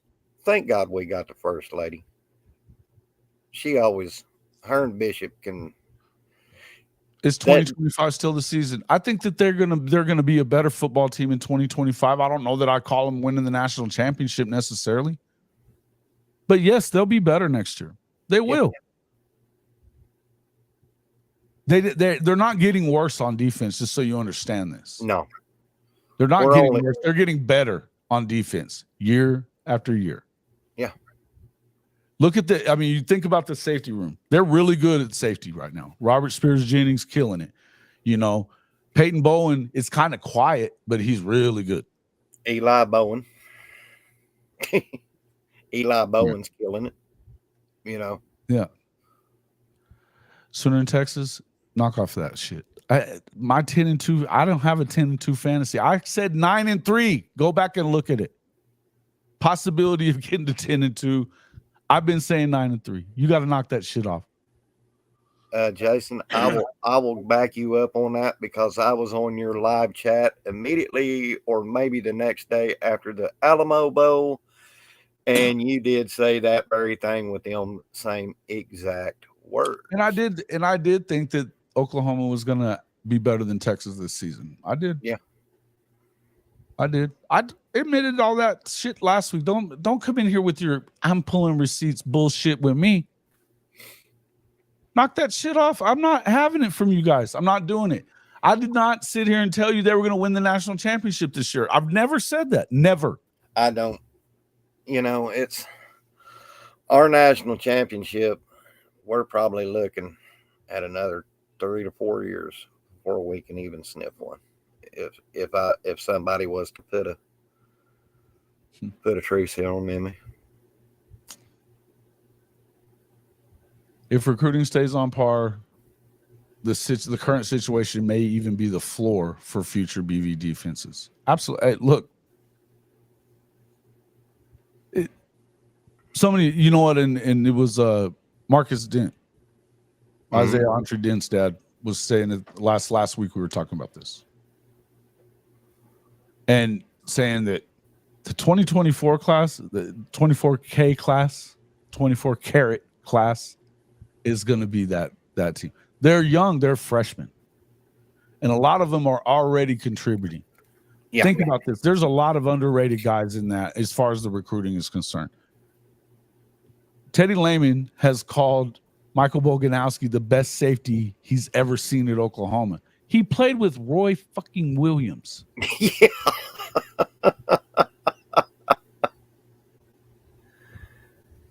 You're right, Jason. And Michael Boganowski, guys, he's only getting to see the field a little bit this year. But next year, I have a feeling he will be Reggie Powers. I mean, look, it doesn't get worse. They're bringing in Malik Hawkins, who's another badass safety that you probably won't be able to keep off the field. Who's the other kid that that kid from Kansas, I think? Yeah. I can't think of his name. Oh, really good, right? Yeah. And CJ Nixon from Weatherford. CJ Nixon, another stud. There's a lot of guys that underrated. Hell, Jaden Jackson, who's been a fucking starter since day one, by the way, on the defensive line, was ranked in the 400s when he committed to Oklahoma. He never got above, I think, top 175. No, he didn't. And he's played right next to David Stone. Stoney hasn't really shown who he is yet this year. He's the 5-star guy that had all the expectations. But you haven't seen Danny Okoye. You haven't seen a lot out of Nigel Smith. He's still my favorite guy from the class. Yeah. Those guys are dogs, studs, plain and simple. PJ Adebawari, you hadn't seen everything that you're going to see out of that kid yet either. The linebacker room gets better and better all the time. I don't think there's a world you live in that you wouldn't say you would miss Danny Stutzman. But Danny is leaving a legacy of really good linebacker play, and it starts with Kip Lewis. Mm-hmm. Dude, you talk about a leader. Yeah, Kip Lewis. Kobe McKenzie gets better all the time. Samuel Omosigo gets better all the time. Yeah. You might get Kendall Doby back next year, and holy shit, he's a stud. Man, before he went out in that Tennessee game, god damn, he was having shit. It doesn't get worse, man. And then look at Eli Bowen. He's the highest rated freshman in college football. Yeah. He was a 3-star. 3-star. No, not the homeschool was Danny Okoye. Yeah. Noah Academy. Mm-hmm. And he's shot out of a damn cannon. Oh God, shit.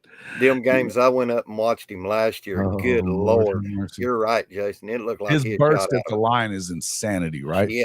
Deshaun McCullough being back right now, that's another added layer that people aren't talking a lot about. Yeah. If he's got to knock off the rust a little bit. Yeah, he does. And Deshaun said that in his interview. He knocks off the rust a little bit. You're in trouble with him. The Slim Reaper gets in the damn backfield. Deshaun McCullough's a dog. You ever heard him talk? Yeah, I like that kid, man. Man, it's spooky. Kid, man. He is smart, but that deep tone to his voice, how it reverberates, God, it scares the shit out of me. He's a dog, though, man. And, Neilio talks about him a lot. He started off, they were living there in the Kansas City area. Yeah. And as a freshman, he was that dude. Yeah. But think about it. As a freshman in college at Indiana, he was an All-American. Yep, freshman All-American. And let's not forget that he was on that goal line stand all 4 plays last year during Texas State. Mm-hmm. Oh, man, he was in on every tackle. Yeah. Every one of them. Every Even one that they threw out to Xavier Worthy on the last one. Yeah. He was in on that play too. I mean, that's the whole deal, is that he's one of those guys that you can put him in a lot of places, man, and he's going to do a great job. Coverage, getting in the backfield, whatever. It's going to be really playing good. On the edge. Mm-hmm.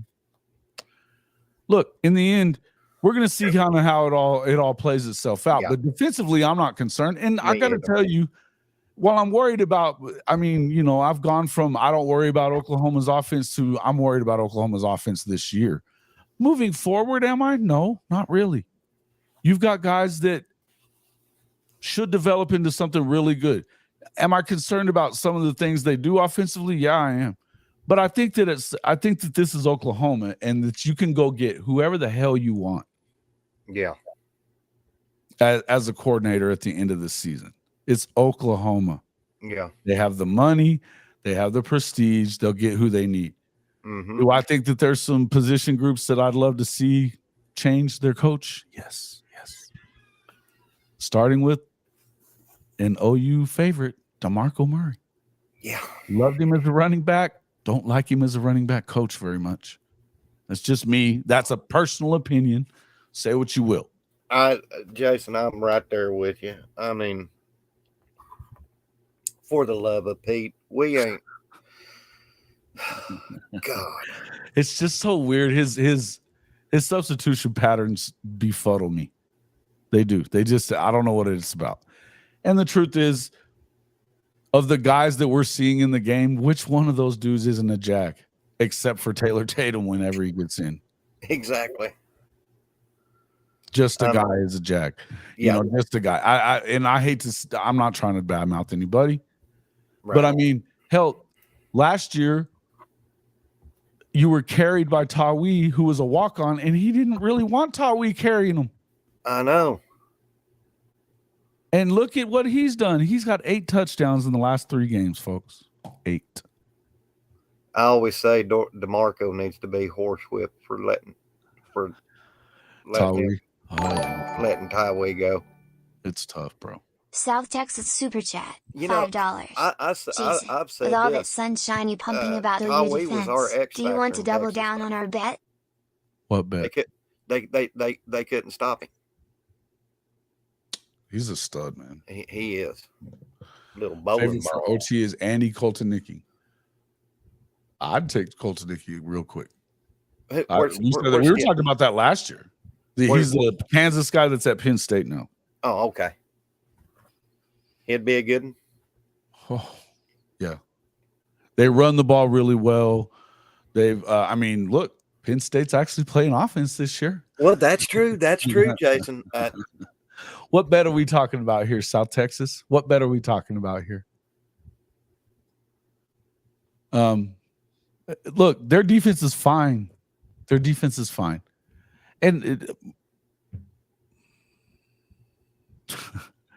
you got to look at more than stats sometimes, folks. That's all I'm going to tell you. They're fine. They're going to be in every game because of that defense. If you can get some offense going here, and that's a big if right now, they still have all that shit out in front of them. If we can get all this stuff that you guys are trying to do the gotcha thing on with me right now, which for whatever reason, I don't know why that is. If OU can stabilize some drives.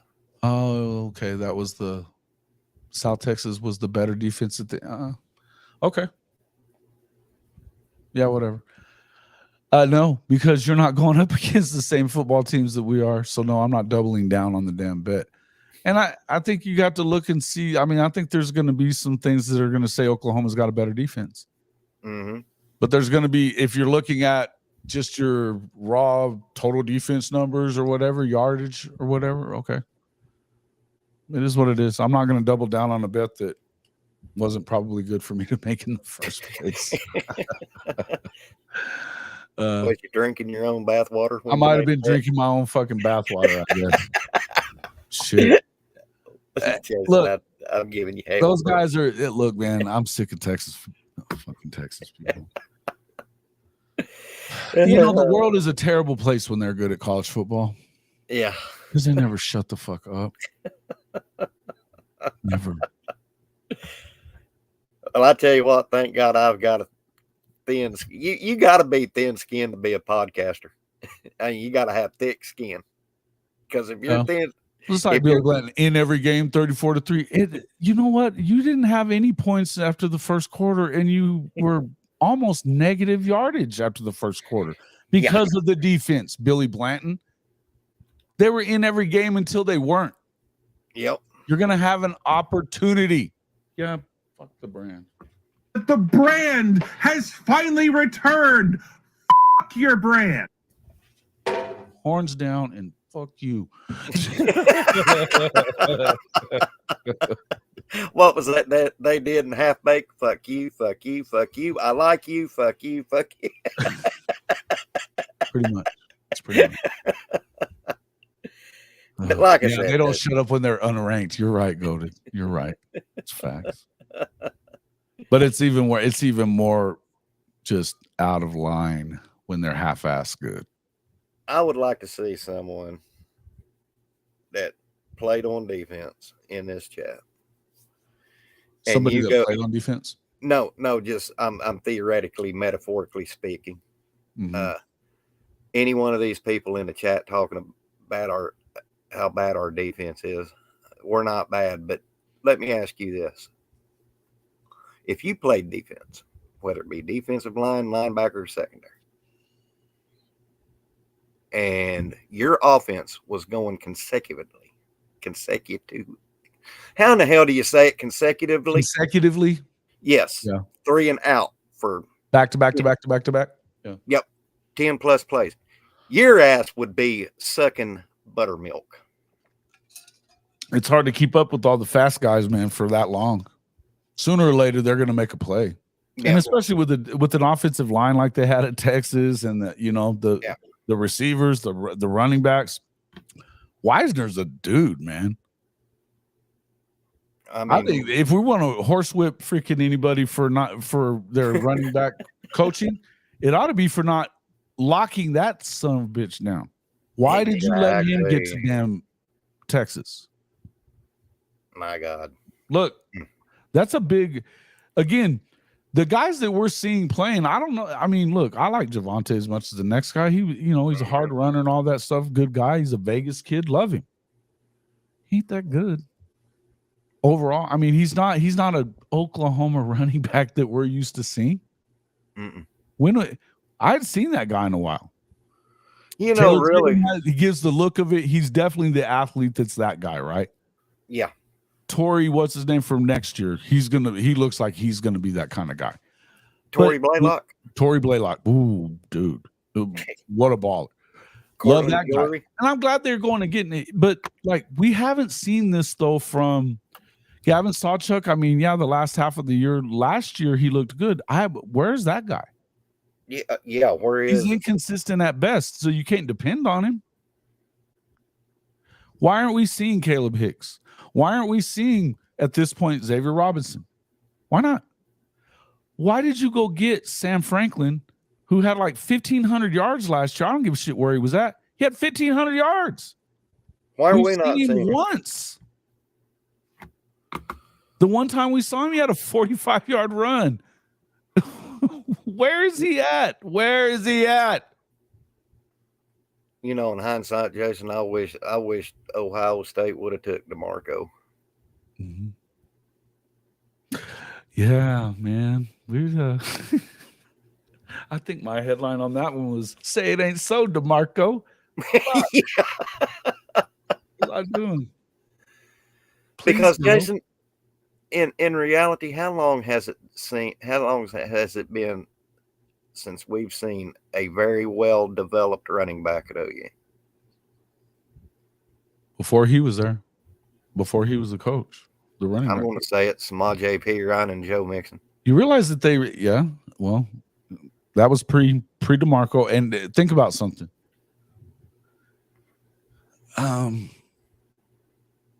What's the kid's name that ended up? Oh yeah, the kid that went to Ohio State is last year. Sermon. Yeah, Trey Sermon. Stud. And Kennedy Brooks. I like Kennedy Brooks. Another Kennedy Brooks. Guys, come on. But I'm saying Kennedy didn't live up to everything he should have been because he didn't get a lot of love, I don't think. It didn't feel like. Right? But Trey Sermon, dude, look at the year he had at Ohio State after he left Oklahoma. God dang. Look at what he's doing in the NFL. Was he coached by DeMarco? Not for long. Yeah. DeMarco kept him in his doghouse. He didn't like Trey. There you go. I mean, yeah, man. That's what I'm saying. Look, as much as I remember DeMarco Murray as a running back was unfucking godly, man. If he'd have been healthy that one year, the year that Texas went to the national championship game and got Colt hurt, if DeMarco's healthy that whole season, forget it. Or maybe it was that other year that they did go. He didn't hardly get the ball in the national championship game against Florida. No. He'd been hurt all that year. That's the year I'm thinking. Yeah. I mean, Sam did his thing, won the Heisman, all that shit. Imagine how really deadly they'd have been if DeMarco would have been at full speed that whole year. Oh, yeah. Because he was ungodly. He had his moments in the NFL, ungodly. But I heard he was a son of a bitch to play with. He's a prima donna, dude. What did you told me this? I don't think he works and plays well with others. Exactly. It was on his report card when he was in elementary school. Does not play well with others. Mm-hmm. Yeah. Hey, running backs can be prima donnas. Yeah. Oh, yeah. Yeah, I'll agree with being that. an actual running back, stop that shit.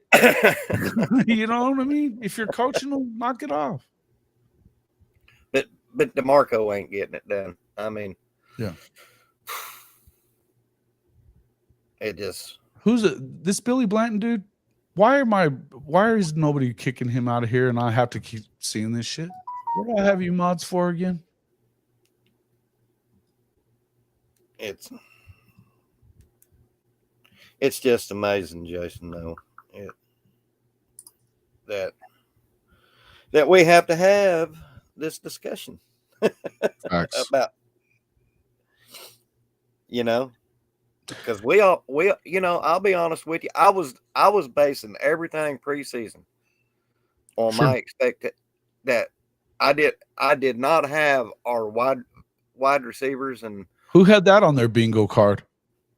I didn't, nor did I have the bulk of our offensive line getting hurt in the offseason. I did not have none of that on my bingo card. No, and look, I mean, in the end, I think that if you want to do the big Bill thing or whatever, and you want to talk shit about, okay, he may have misidentified some guys in the portal this year. Good, that's always a crapshoot. Mm-hmm. Always a crapshoot. So in the end, it is what it is. But if you look at, I mean, for the people that want to fire Big Bill Bedenbaugh, that's some funny shit. Michael Fasusi, Ryan Foji, still got a possibility of getting what's his name? Well, the Afalava kid, though, another underrated guy. They got a bunch of offensive linemen that are going to be dudes.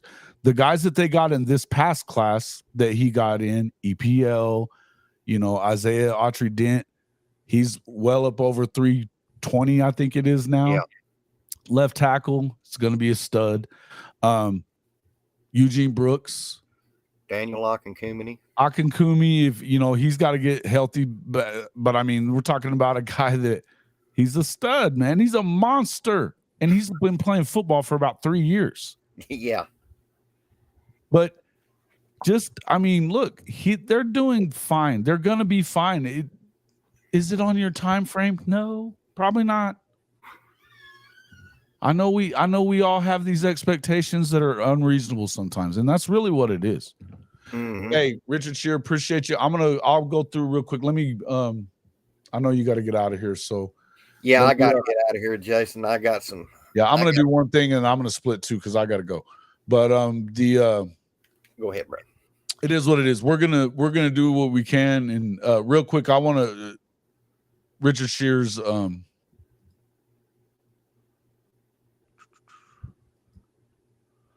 I want to look at this, open this up real quick and give his picks. He's got we're at week 7, 8. Auburn at Missouri. He's got Missouri winning 27-23. Listen, his model has been really good, man. He's been really good throughout the season. So let's make sure that give some love to Richard Shear. Check it out there. South Carolina at Oklahoma. The line is -1.5. He's got OU winning. Oh, he's got OU losing. Ooh, okay. 23-17. First one to 14 wins. Just don't see it. OU's offense doing much against the Gamecocks. The defense South Carolina. I understand why he's saying that. Yeah. Alabama, Tennessee. He's got Bama winning 27-24. Take the experienced quarterback, and Nico looks off. That makes sense.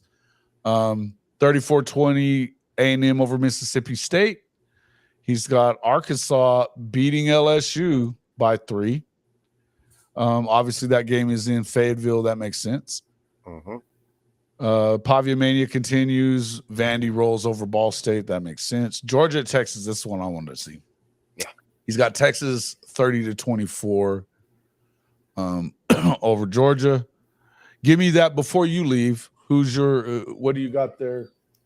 On Georgia, Texas? Give me a prediction on Georgia, Texas. I got Texas by 10. Texas by 10. Okay. Yeah. Okay. No problem. And I've got Georgia winning, but I think it's probably 7-10. But I think it would be a great game. I wouldn't be surprised at either one of them winning. Yeah. I think Texas is a lot better football team than I thought they were, and I really hate saying that. I just threw up in my mouth a little bit. Me too. Yeah, really fucking hate that. But I do think. Do you think Mizzou misevaluated Caden Green? I bet they would like that. Well, they misevaluated him as a left tackle for sure. I'll say this, and they didn't do anything with him when they got him there, and now he's on the bench. So that should show you right there that Caden Green without Bill Bedenbow, he sucks. Yeah, as a freshman, he was everybody was upset about him. Mm-hmm. And now he's at Missouri without Bill Bedenbow, and he got benched against UMass. They should have benched his ass against Texas A&M. He was trash. But I'm not throwing any shade at Richard Shear either, because like I said, he's a Mizzou fan. But no, he's a good and Rob 007 too.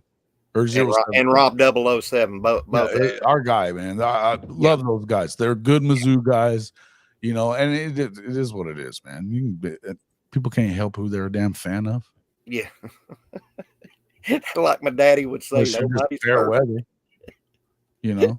Now, if you have a choice between picking Okie Light or picking Oklahoma, then it's your own problem that you go with the orange mess.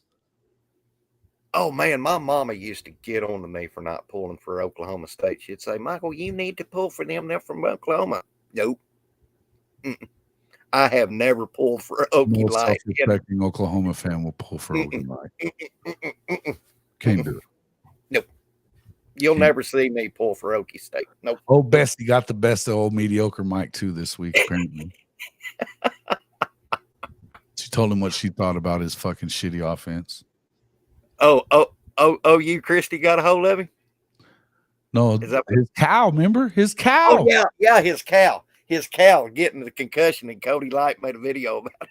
I think by and by, Okie Light is Aggie. Yeah, they used to be called Oklahoma A&M back in the day, so they're still Aggies. They basically are. They're definitely got the little brother thing going on. Oh yeah. You'll hear a lot of old timers around town here. They'll still call Oklahoma State the Aggies. Mm-hmm. They should move Green to tackle and play Walters at left guard, is what Richard's saying. Our problem is Brian at tackle. He's slow. Yeah, but I like the A&M game. Green was making the wrong choices. Yeah. So, I mean, we've seen, and look, man, I'm not going to pile on to Caden Green. No. I think that there was a lot of shit there that nobody knows anything about. Stuff that we will never know. We will never understand that. And it has to do with personal family shit and fucking people with money that decide to play with everybody's life. Mm-hmm. And you can't blame a kid for that. No. If your parents are telling you need to come home for the family, you need to come home for the family. Yeah. That's it. It's easy for us to sit here and bag on him right now because, we're in the middle of the damn season and fuck Mizzou. but if we're being real, there's some things that were going on there for the kid. Feel bad for him. You know what I mean? Exactly. He was good his year at Oklahoma. He was good. The way he left kind of sucks. It is what it is. But look, I don't know, man. And it's not just bad at OU. USC losing games week after week there, Mike. Yep. Oh, Lincoln Riley. When I think anything, when I'm down on my Sooners, I go to my therapy and I look at USC and think, God, that sucks to be you. Sucks to be you, Trojans.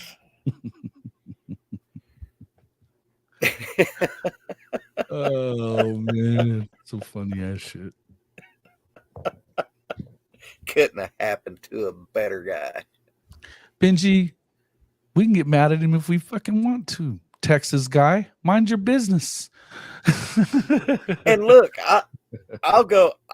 I'll say this right here. I never have liked Lincoln Riley. Never. Even when, and I tell you what soured my pickle on Lincoln Riley was in that Georgia game.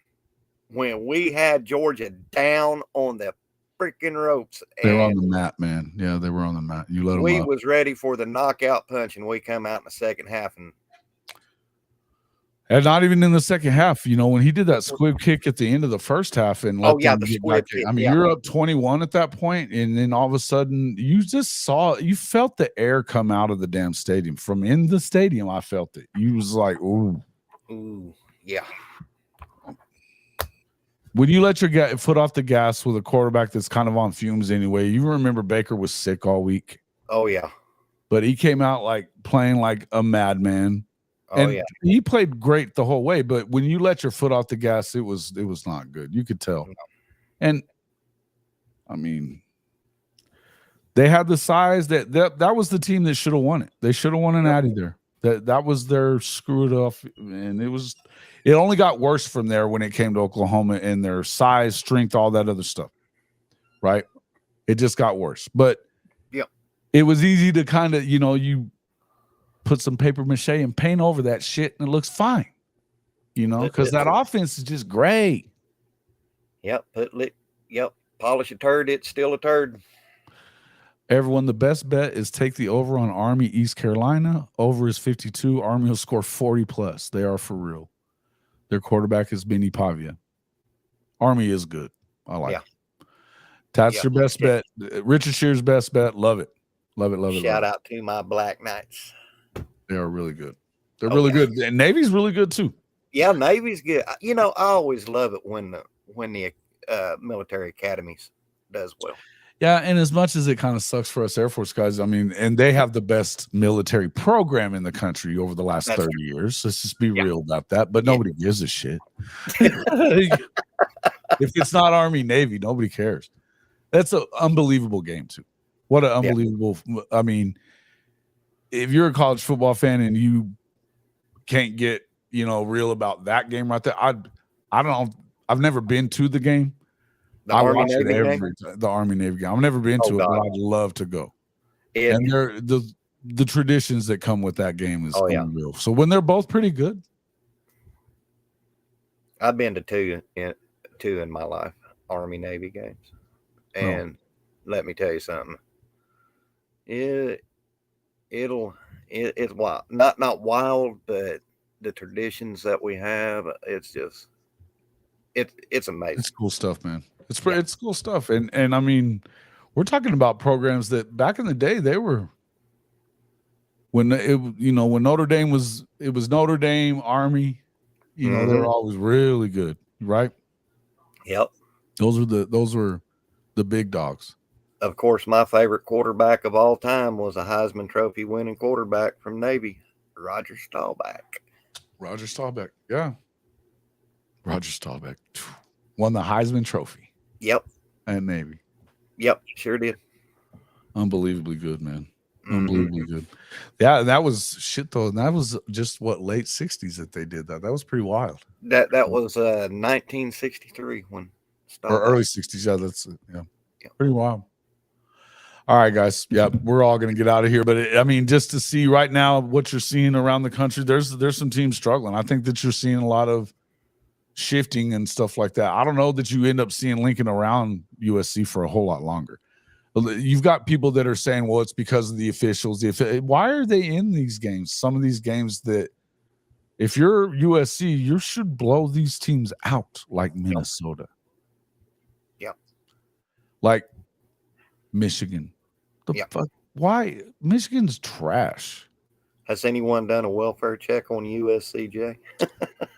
Yeah, he's struggling to. He's trying to keep the love alive there. He's all right. He's still there fighting the good fight. USCJ. I love USCJ. He for a USC fan, he's cool people. He is a good dude, man. He's a good dude. He gets a little pissed off whenever you start ragging on his Trojans, though. Oh yeah, pretty funny. Pretty funny. Fuck Lincoln Riley.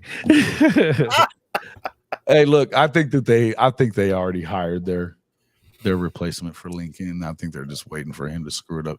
You lose 4 or 5 games again.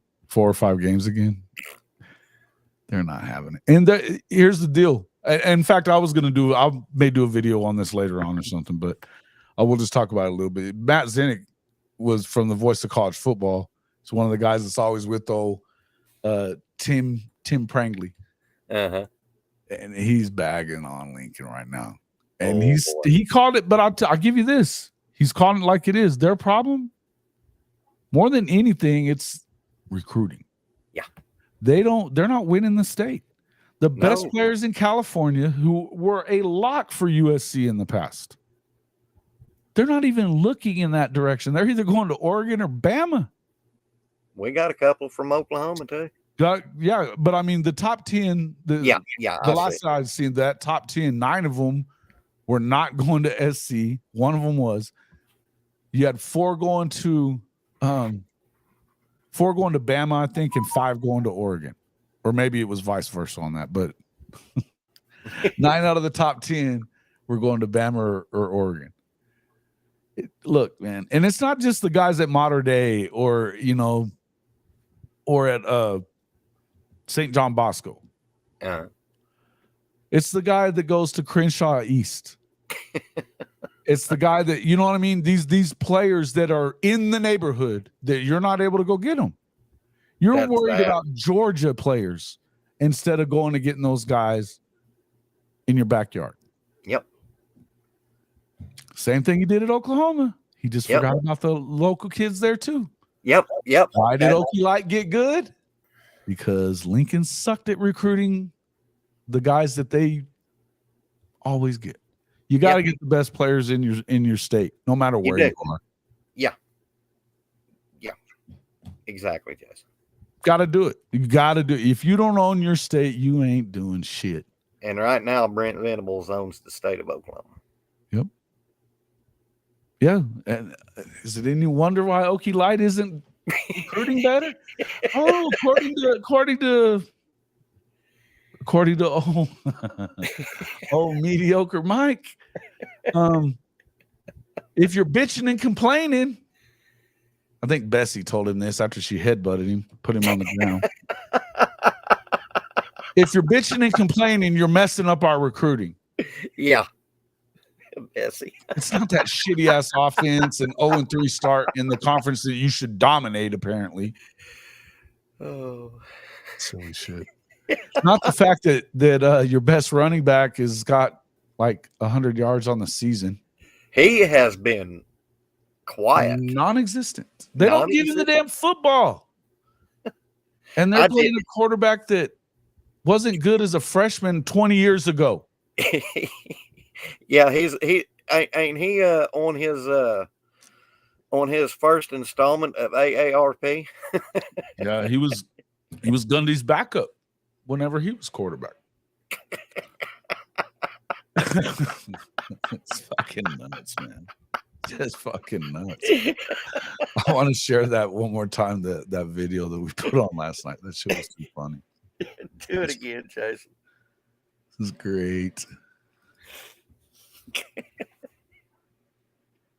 Dear baby 8-pound, 11-ounce Jesus, please look out for Mike Gundy, because even his farm animals know how dumb it is to not make any mid-season moves. And although Mike Gundy is definitely not dumb, after this most recent interview, it does look like we should at least be somewhat concerned about a concussion.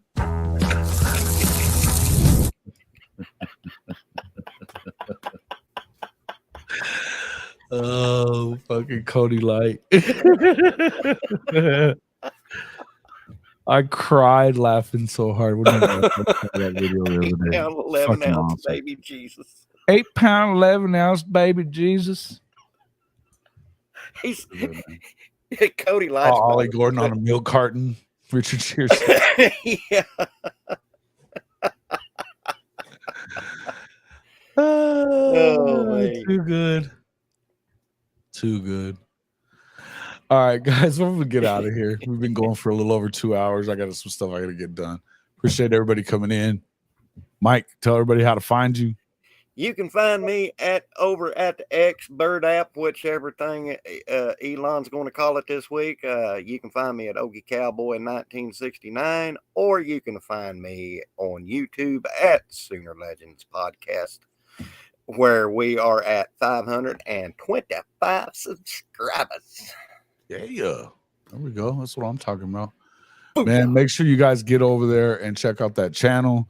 If you love history, this guy's got more knowledge about the past teams at Oklahoma and throughout the country, to be quite honest with you. He can rattle off some stuff that most people don't ever remember. We are at now 3,979 subs here at Hall of Fame College Football. 21 away from 4,000. Help us get to that by the weekend. Get Jason a $4,000. Come on, people. Be great. It'd be great. What's up with ya? Yeah, sometimes those universities assume kids like the Crenshaw kids won't make the grades, among other things, biased, so they miss out on great talent. Yeah, you're not wrong. You're not wrong. And I mean, look, when SC's been good, they got those kids out of those places. Mm-hmm. And thank God for the first lady. Gotta love her, man. She's one of my faves. She's my. We just love Kimberly Kate. Yeah, love her. Yep, definitely. And look, hey, I'm gonna make sure with K Chris, but we should be going on after the game tomorrow for post game show with K Chris and Chris Mason, and then of course Coach Ricks and I we'll do one as well. So make sure that you're watching us tomorrow, because we'll be here to either throw a shit fit with the rest of you or celebrate another win. So good luck to all of us.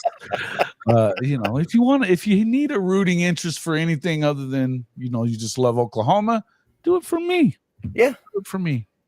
I don't have to hear all this shit like I coached them into this. That's right. All right, guys. We appreciate everybody coming out. We will see you all on the next one. Peace.